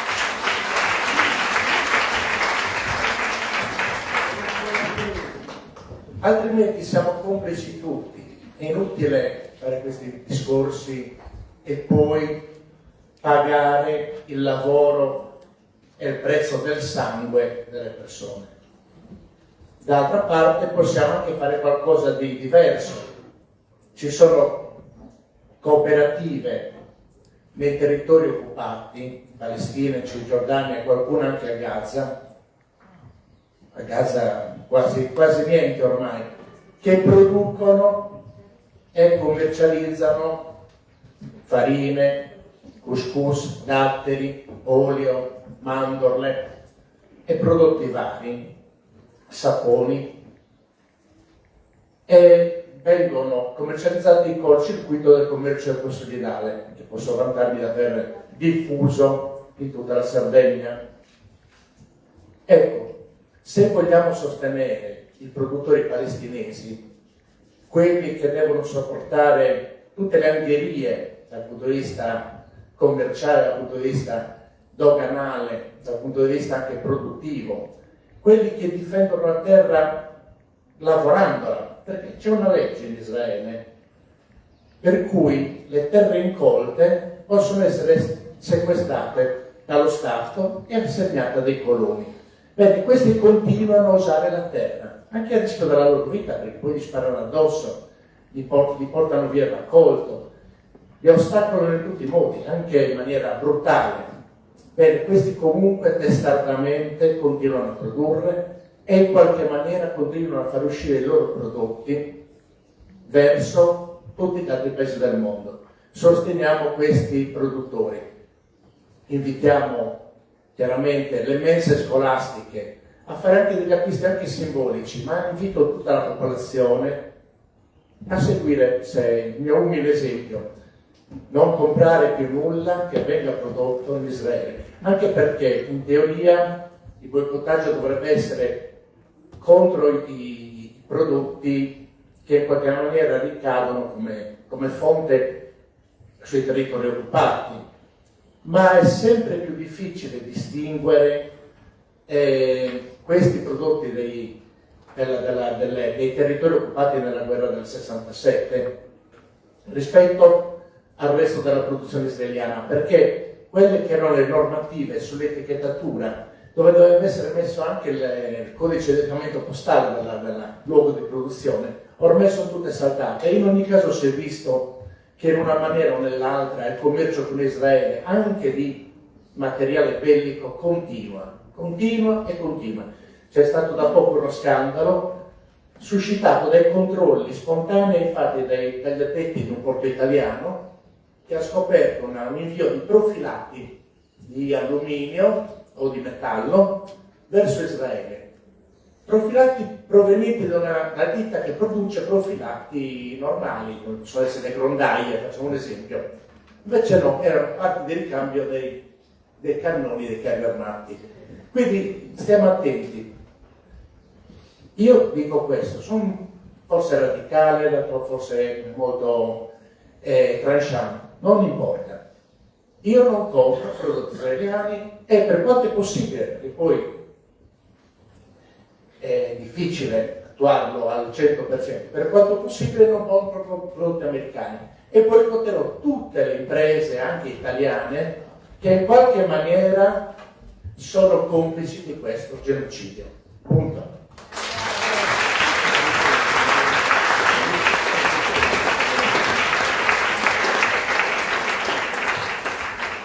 Grazie consigliere Murgia. Prego, consigliere Manca.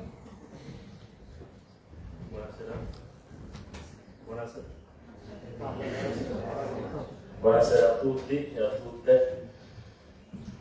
Io volevo spiegarvi che ormai voterò logicamente a favore della mozione proposta dai nostri consiglieri.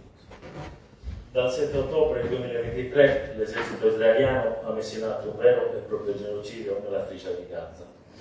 Come dichiarato e certificato da numerosi rapporti internazionali, i morti palestinesi sono oltre 62.000, 20.000 dei quali bambini. Non parliamo più di guerra, perché questo è un combattimento impari, con un solo esercito e troppe vittime civili. Il termine esatto è proprio genocidio, coniato nel 1944 proprio dall'avvocato ebreo polacco Raphael Lemkin per descrivere atti commessi con l'intento di distruggere in tutto o in parte un gruppo nazionale, etnico, razziale o religioso. La situazione che oggi andiamo a discutere, sulla quale dobbiamo riflettere tutti, non è il parere di una persona, di un gruppo, di alcune associazioni, ma un dato di fatto riconosciuto dalla Corte internazionale di giustizia, che ha richiesto misure urgenti per poter fermare questo sterminio. Infatti, già dal 16 gennaio 2024 ha riconosciuto nell'occupazione israeliana illegale una forma di aggressione e segregazione razziale che deve essere smantellata. Israele ha ucciso con bombe, proiettili e droni, ha raso al suolo case, scuole, chiese, ospedali, reti idriche, campi agricoli, panifici e pulicini interi. Ha torturato prigionieri, civili ma anche medici e giornalisti che si sono adoperati per salvare e documentare la grave situazione vissuta dalla popolazione palestinese. Gli attacchi israeliani hanno danneggiato e distrutto le risorse di cui le persone hanno bisogno per sopravvivere e continuano a negare acqua, cibo, medicinali e carburante. Israele continua a usare la fame delle persone civili come arma di guerra contro la popolazione palestinese, imponendo deliberatamente condizioni di vita finalizzata alla sua distruzione fisica nell'ambito del genocidio in corso. Noi abbiamo il dovere di non voltarci davanti a tanta atrocità, ma di far sentire il nostro dissenso. E badate bene, non lo dobbiamo solo ai palestinesi, ma anche e soprattutto ai nostri figli, nei confronti dei quali abbiamo un ruolo importante nel trasmettere i valori di empatia e rispetto. I nostri figli che educhiamo con amore e formiamo il rispetto dei futuri cittadini pensanti. I figli del mondo che oggi ci chiedono che cosa stiamo facendo noi adulti per i palestinesi che stanno morendo senza potersi difendere, che ci chiedono perché studiamo la storia, ma non impariamo niente dalla vita, perché sì. La memoria non riguarda solo il passato, ma anche il nostro presente e il futuro che vogliamo costruire. Nel momento in cui tuo figlio ti chiede come mai i diritti inalienabili dell'uomo riconosciuti a ciascun individuo al mondo non valgono allo stesso modo per i bambini della popolazione palestinese, ti devi necessariamente fermare. Questa è la dimostrazione che stiamo fallendo la prova della nostra umanità. Quello che sta succedendo sotto i nostri occhi, sotto gli occhi di tutti. Non ci sono giustificazioni. Per riprendere una frase di Francesca Albanese, negare questo genocidio oggi vuol dire essere ignoranti o complici. Fermarlo è un obbligo ed è anche l'unico modo per restare umani. Grazie.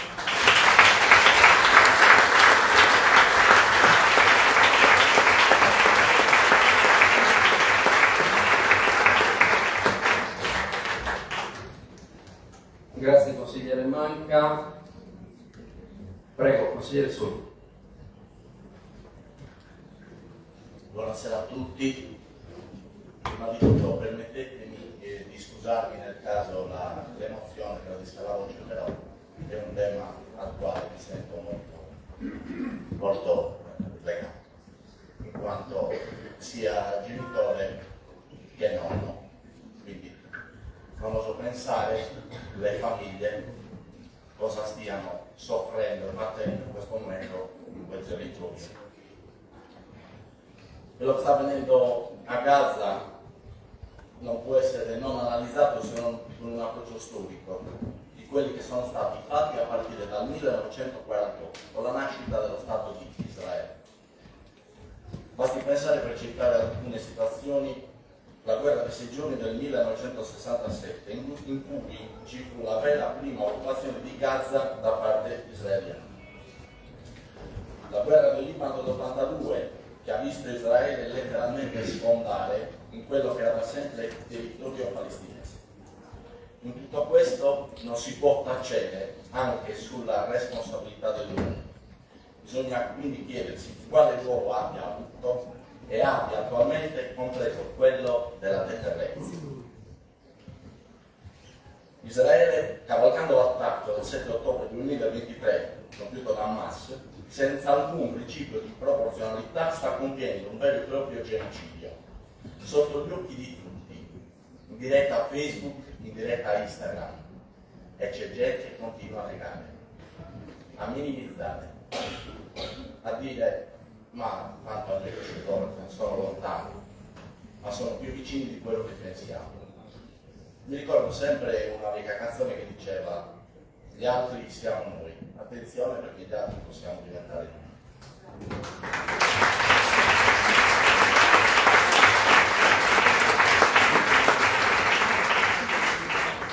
Noi come gruppo consigliare progressisti e liberi condanniamo fermamente il genocidio perpetrato dal governo israeliano e dal suo premier Netanyahu, perché bisogna fare i nomi e cognomi, e non credo che tutto il popolo israeliano voglia la guerra, ma i leader del popolo israeliano vogliono la guerra.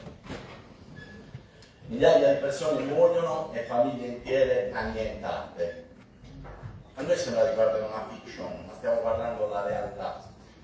Oggi, non so se usare il termine curiosità, però a un certo punto facevo una strada sconosciuta e ho utilizzato Google Maps. Ho detto, ma voglio vedere Google Maps come si comporta con Gaza. Date un'occhiata. Allora, fa vedere il disastro che c'è attualmente a Gaza. Rasa al suolo, strade inesistenti, resort che esistevano, che adesso scrivono chiusi temporaneamente, distrutti. Compiendo questa denuncia noi restiamo ostili all'antisemitismo perché contrari a ogni forma razziale, a cominciare naturalmente da quello da cui sono pervasi gli attuali governanti di Israele, quindi Netanyahu. Anche i morti in Ucraina, terribile anche quella, perché la guerra è una sconfitta di tutti. Myanmar, Palestina, Ucraina, tutte le nazioni che sono in guerra sono una sconfitta per l'intera umanità. Gli investimenti che più danno guadagno in questo momento sono le fabbriche di armi. Guadagniamo con la morte, una cosa orribile, e tra queste società ci sono anche società italiane. Noi chiediamo la fine dell'orrore in Palestina, basta con i bombardamenti sui civili, sui bambini, 20.000 bambini morti, 20.000 bambini morti, una città con un numero. Secondo le Nazioni Unite questa non è una guerra, questa è crudeltà. Quindi a nome del gruppo consigliare progressisti liberi chiediamo coerenza e umiltà al governo italiano. Le chiacchiere stanno a zero. Prendete una posizione chiara e inequivocabile. Basta col genocidio la pulizia etnica in Palestina. E qualunque cosa si dica in giro, parole e idee, possono cambiare il mondo. E quindi auspichiamo che sorga presto un'alba di pace e giustizia. Per tutti questi motivi voteremo sicuramente sì.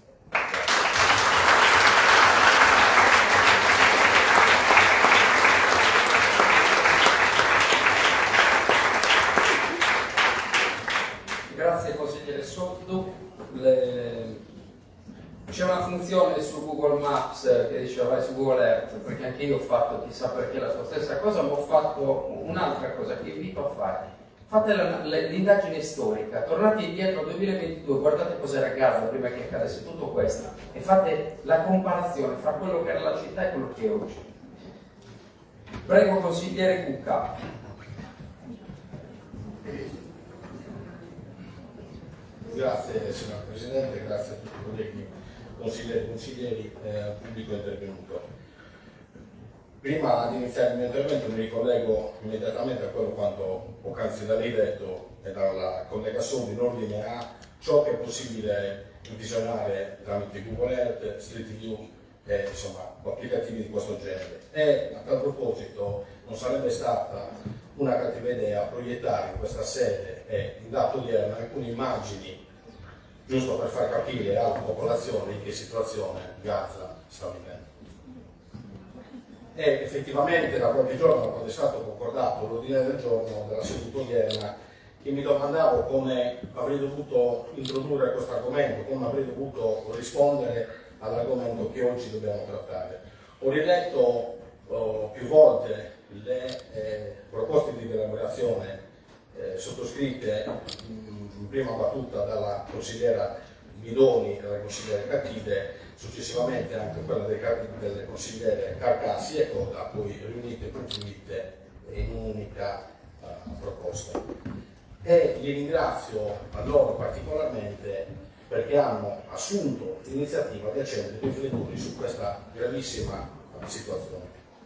Non posso però neanche fare a meno di osservare che l'argomento non può e non deve essere trattato con una strumentale politicizzazione per alcuni tratti estremi, perché abbiamo sentito tutti gli interventi dei vari consiglieri, dei vari colleghi che effettivamente davano e danno un apporto affinché la gente venga e si sensibilizzi a questa problematica, però cerchiamo anche di racchiudere effettivamente la situazione e cercare di capire da che cosa parte lo Stato di Palestina, da che cosa parte la guerra di Gaza, perché se ne parla ultimamente in questi ultimi mesi, ma come è stato ricordato da alcuni consiglieri, il tutto nasce nel 1948 e sono degli studi e degli approfondimenti che ho potuto fare. In realtà il conflitto israelo-palestinese affonda le sue radici tra il XIX e il XX secolo. La guerra è comunque sempre un dramma umano che porta distruzione, porta fame, come ricordato da tutti gli altri colleghi dagli interventi, bambini che perdono i genitori e non sanno come vivere o meglio sopravvivere. Mi metto anche nei panni del consigliere Sordu che, essendo padre e nonno, prova a ipotizzare e a vivere una situazione del genere. Quindi, come già detto dai miei precedenti interventi, non nasce il tutto nel 7 ottobre del 2023. Damasco ovviamente ha scatenato la reazione vendicativa nei confronti dell'intera popolazione di Gaza. I conflitti tra i due popoli sono ben risalenti nel tempo e possiamo quindi agevolmente affermare che l'ultima data, quella del 7 ottobre 2023, è effettivamente una pentola che era in ebollizione da anni e che ha portato ovviamente alla situazione disastrosa e attuale. Opportuno anche ricordare le parole spese dal Presidente Mattarella, che reiteratamente chiamando la cosiddetta erosione dei territori palestinesi, con parallela estensione degli insediamenti in Cisgiordania, come richiamati anche dal collega Coda, una serie infinita di atti di violenza dei coloni contro gli abitanti di Gaza per impedire l'instaurazione di un governo e di uno Stato indipendente e autonomo. Né pertanto si possono dimenticare le deliberazioni della Corte internazionale di giustizia, che ha ordinato, ovviamente senza alcun effetto, al governo di Israele di cessare le condotte criminose gravissime contro la popolazione di Gaza, nonché le centinaia, sì, proprio centinaia di risoluzioni dell'Assemblea delle Nazioni Unite che hanno affermato l'illegalità dell'occupazione dei territori palestinesi da parte di Israele. Anche qui noi veniamo, facciamo degli interventi, diciamo che siamo solidari con la popolazione di Gaza, ma oltre a questo dovremo ogni singola persona sensibilizzarsi e effettivamente apportare qualche cosa di più. Il consigliere Cattive richiamava insomma il modus operandi della FIFA, ben venga, invito tutti gli abbonati delle varie squadre sportive a restituire gli abbonamenti, così come non sottoscrivere abbonamenti per DAZN, così come non acquistare prodotti su Booking o prenotazioni su Airbnb e su Amazon. Questo eventualmente sarebbe sensibilizzare e effettivamente apportare qualche cosa di concreto ad ogni singolo cittadino. A fronte di tutto ciò devono anche richiamarsi infatti le posizioni assunte dai giornalisti, dagli studiosi e dai politici che hanno definito proporzionata la reazione israeliana ai fatti del 7 ottobre, definendo antisemiti chiunque la pensasse diversamente, perché il popolo palestinese è considerato una razza inferiore, definita da taluni animali umani. Pertanto da una parte abbiamo un'azione gravissima e dolorosa, quella del 7 ottobre del 2023, dall'altra una reazione sproporzionata.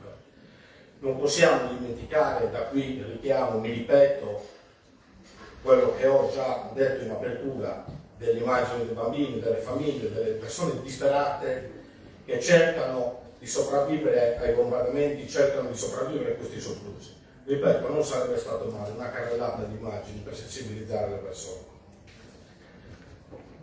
Non troveremo sicuramente in questa sede, nella sede consigliare del Comune di Nuoro, la soluzione invocata, ma almeno cerchiamo di dare un senso a questa riunione e affermando come stanno le cose.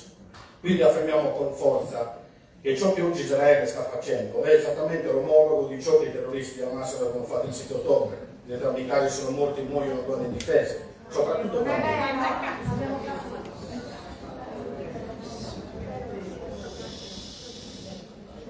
Il problema è che i bambini sarebbero pronti a giocare con altri bambini, senza ovviamente cercare o chiedere la nazionalità o il credo religioso.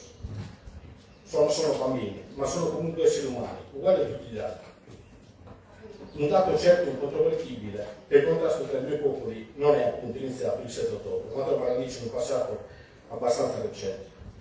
Nel corso degli anni si sono susseguiti numerosi episodi talvolta gravissimi che hanno reso via via il clima incandescente e che hanno colpito alternativamente israeliani e palestinesi. Quegli israeliani che si sono resi responsabili per un malcelato intento difensivo e di gravissime condizioni verso i palestinesi, talvolta privati persino di generi di prima necessità. Le nazioni potenti però del mondo, in questo caso cosa hanno fatto di fronte a questa situazione? Non hanno fatto nulla. E sarebbe anche il caso di ricordare che il popolo palestinese esiste da prima del popolo israeliano.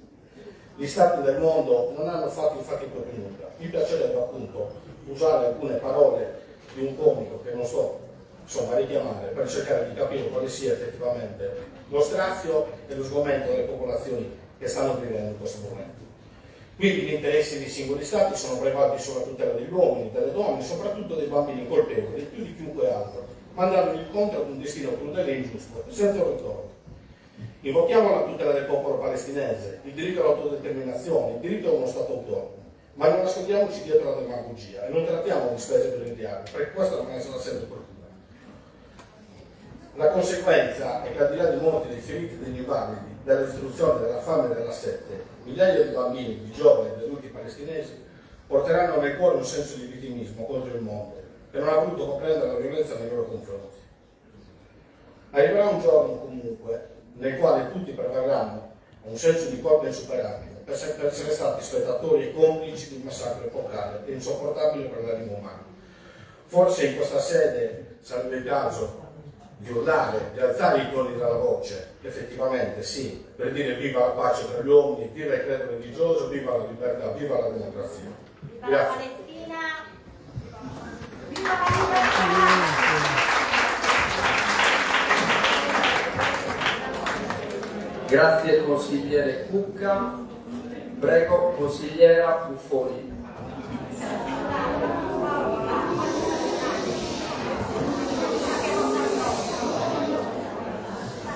Per favore. Grazie. Prego consigliere. Buonasera a tutti, anche a chi non gradisce probabilmente la mia presenza e il mio intervento.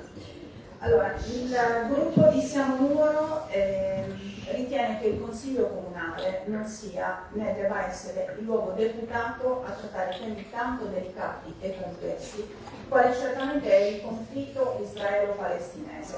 E tale convinzione ci deriva non certamente dalla mancanza di attenzione, di sensibilità e di stretta vicinanza ad un popolo, quello palestinese, gravemente martoriato da una drammatica condizione di vera e propria catastrofe umanitaria, ma dal pericolo che la tragedia di un popolo, quale certamente quella è quella del popolo palestinese, possa prestare il fianco ad odiose quanto inaccettabili strumentalizzazioni quando e se la questione venga affrontata, come si sta facendo qui oggi, in maniera parziale e unidirezionale, secondo una narrazione che rivela una visione non completa e quindi distorta della storia, che come tale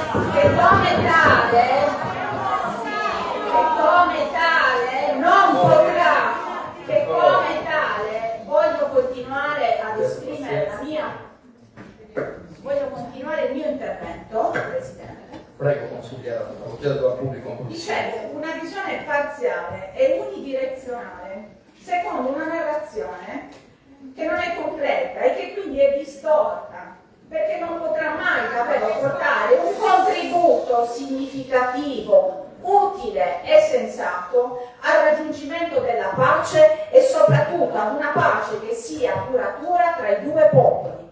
Nell'oggetto, nel testo e nella proposta dell'ordine del giorno si fa difatti riferimento solo e soltanto al riconoscimento del diritto all'autodeterminazione del popolo palestinese, ma si omette totalmente, vorrei dire tra l'altro diritto che noi riconosciamo pienamente, questo per fugare il campo da vita, ma si omette totalmente qualsiasi riferimento, anche nei richiami storici parziali ed errati, ad Hamas da un lato, al popolo di Israele dall'altro, come se non fosse parte attiva, come se il primo, mi riferisco ad Hamas, non fosse parte attiva del conflitto ed il secondo non avesse diritto alcuno all'autodeterminazione. E si badi bene, questa censura non è il frutto, e non è soltanto il frutto del pensiero di Siamo Loro, ma nasce dalla contraddizione della formulazione dell'ordine del giorno rispetto alle recenti risoluzioni dell'ONU e del Parlamento europeo. Certe cose non le pensa Sebastiano Buffoni, non le pensa soltanto Pierluigi Savino, ma sono state recepite e fatte oggetto di due recenti risoluzioni. Due recenti, le richiamo, la risoluzione ONU del 15 settembre e la risoluzione del Parlamento europeo dell'11 settembre, le quali entrambe, nel condannare senza riserve le ripetute violazioni del diritto umanitario a Gaza e nel dare conto che dall'inizio della sproporzionata risposta militare del governo israeliano a Gaza sono stati uccisi più di 63.000 palestinesi, di cui 15.000 bambini, e nel ribadire il suo impegno a favore di una soluzione negoziata che vada a riconoscere due stati per due popoli, ricordano però che il conflitto israelo-palestinese è caratterizzato da decenni di occupazione, dal ricorrente disprezzo del diritto internazionale, delle risoluzioni delle Nazioni Unite e da ripetuti cicli di violenza e di attacchi terroristici che Hamas ha commesso, e questo lo dice il Parlamento europeo,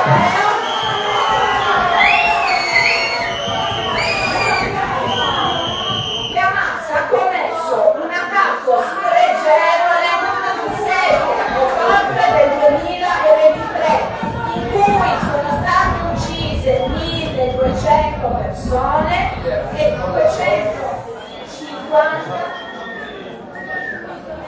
Allora,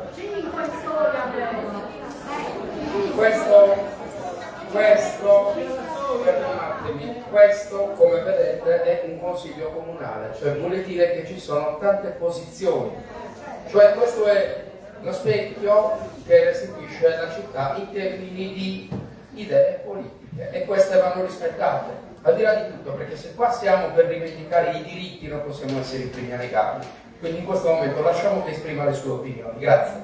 Grazie Presidente. Dicevo che Hamas ha commesso un attacco spregevole il 7 ottobre, allo stesso tempo il Parlamento europeo ha affermato la condanna con la massima fermezza dei crimini barbari perpetrati da Hamas contro Israele. O questi ci piacciono? Mi viene da chiedergli.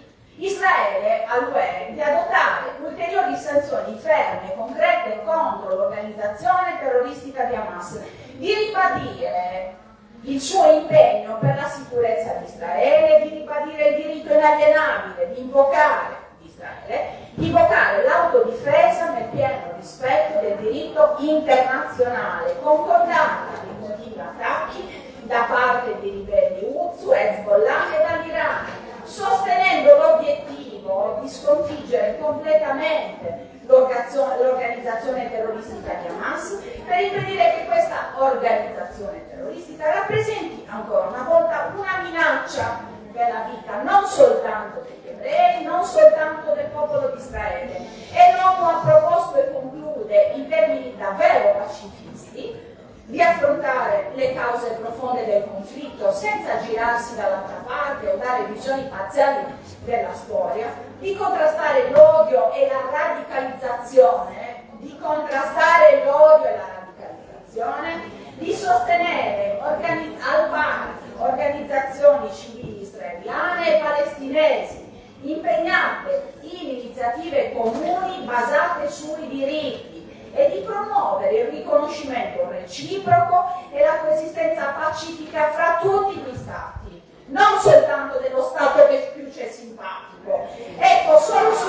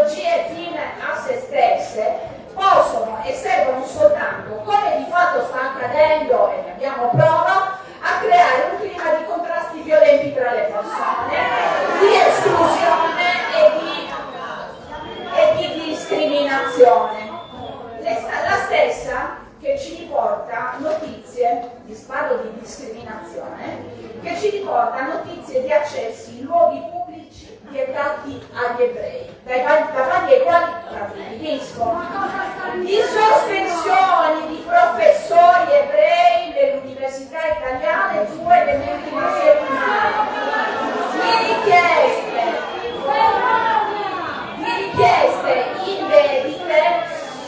di richieste indebite di sospendere i voli con Tel Aviv, così andando ad incidere sulla libertà di movimento non soltanto degli stranieri. Parlo del volo Olbia Tel Aviv per chi non avesse compreso, così menomando la libertà di movimento non soltanto degli israeliani ma anche dei sardi che volessero andare a Tel Aviv per qualsiasi ragione.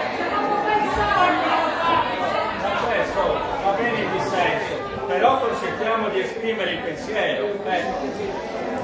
Poi dopo possono fischiare e fare quello che vogliono, però almeno che ci sia la possibilità, la consigliera Buffoni di esprimersi. Allora, ripetita io. Facciamo finire l'intervento della consigliera. Al termine dell'intervento vi consento, come la corrida, di esprimere il vostro giudizio. Dai, Francesco, dai, no, Francesco, non posso, non posso impedire al pubblico di applaudire o di non applaudire. Quando c'è da rivendicare, consentiamo alla consigliera Buffoni di esprimersi, grazie.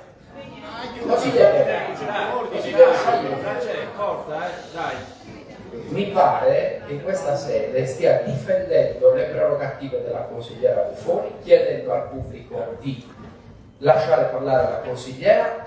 Non posso evitare alla fine di chiedere al pubblico di applaudire oppure no, questo nessuno di voi. Per il resto prego consigliera e lasciate terminare l'intervento. Grazie. Dicevo, episodi di discriminazione che hanno condotto sempre il Parlamento europeo ad esprimere preoccupazioni per le ricadute globali del conflitto israelo-palestinese che non possiamo ignorare, con un numero crescente di attacchi contro cittadini israeliani ed ebrei che si verificano in alcuni Stati membri nel contesto generale di un aumentato antisemitismo tra gruppi specifici. Non sono le mie parole, sono le parole del Parlamento europeo.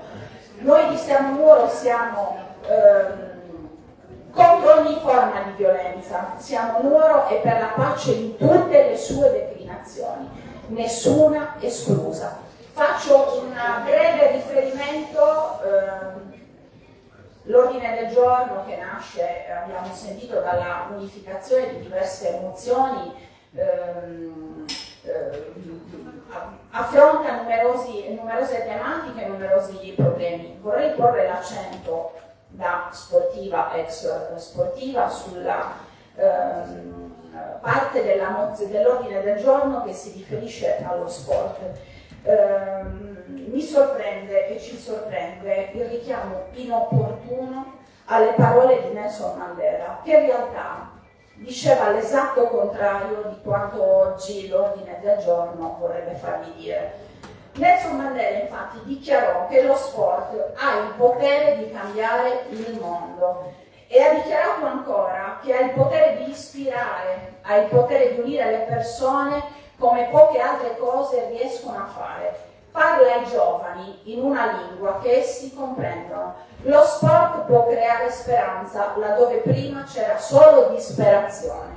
Ha più potere dei governi nel rompere le barriere razziali, irride ogni tipo di discriminazione. Sono queste le parole di Nelson Mandela. È vero, come è scritto nell'ordine del giorno, lo sport non è solo sport. Noi diciamo che lo sport è soprattutto sport. Per queste ragioni noi di Siamo Muro voteremo a favore dell'ordine del giorno soltanto in relazione ai punti 2 e ai punti 6. Faccio riferimento, punto 2, il riconoscimento del diritto all'autodeterminazione del popolo palestinese, con tutto ciò che non sto lì a rileggere, e al punto 6 promuovere iniziative formative sulle politiche di risoluzione dei conflitti attraverso il dialogo e il rispetto reciproco a favore dei giovani di tutti i livelli scolastici. Ultimo accenno e chiudo, per un'esigenza di completezza, faccio riferimento alla proposta dell'esposizione della bandiera della Palestina al di fuori del comune. Questo non è ben chiaro dove vuole essere esposta, ma in ogni caso questa esposizione a nostro giudizio determina un uso improprio di simboli in spazi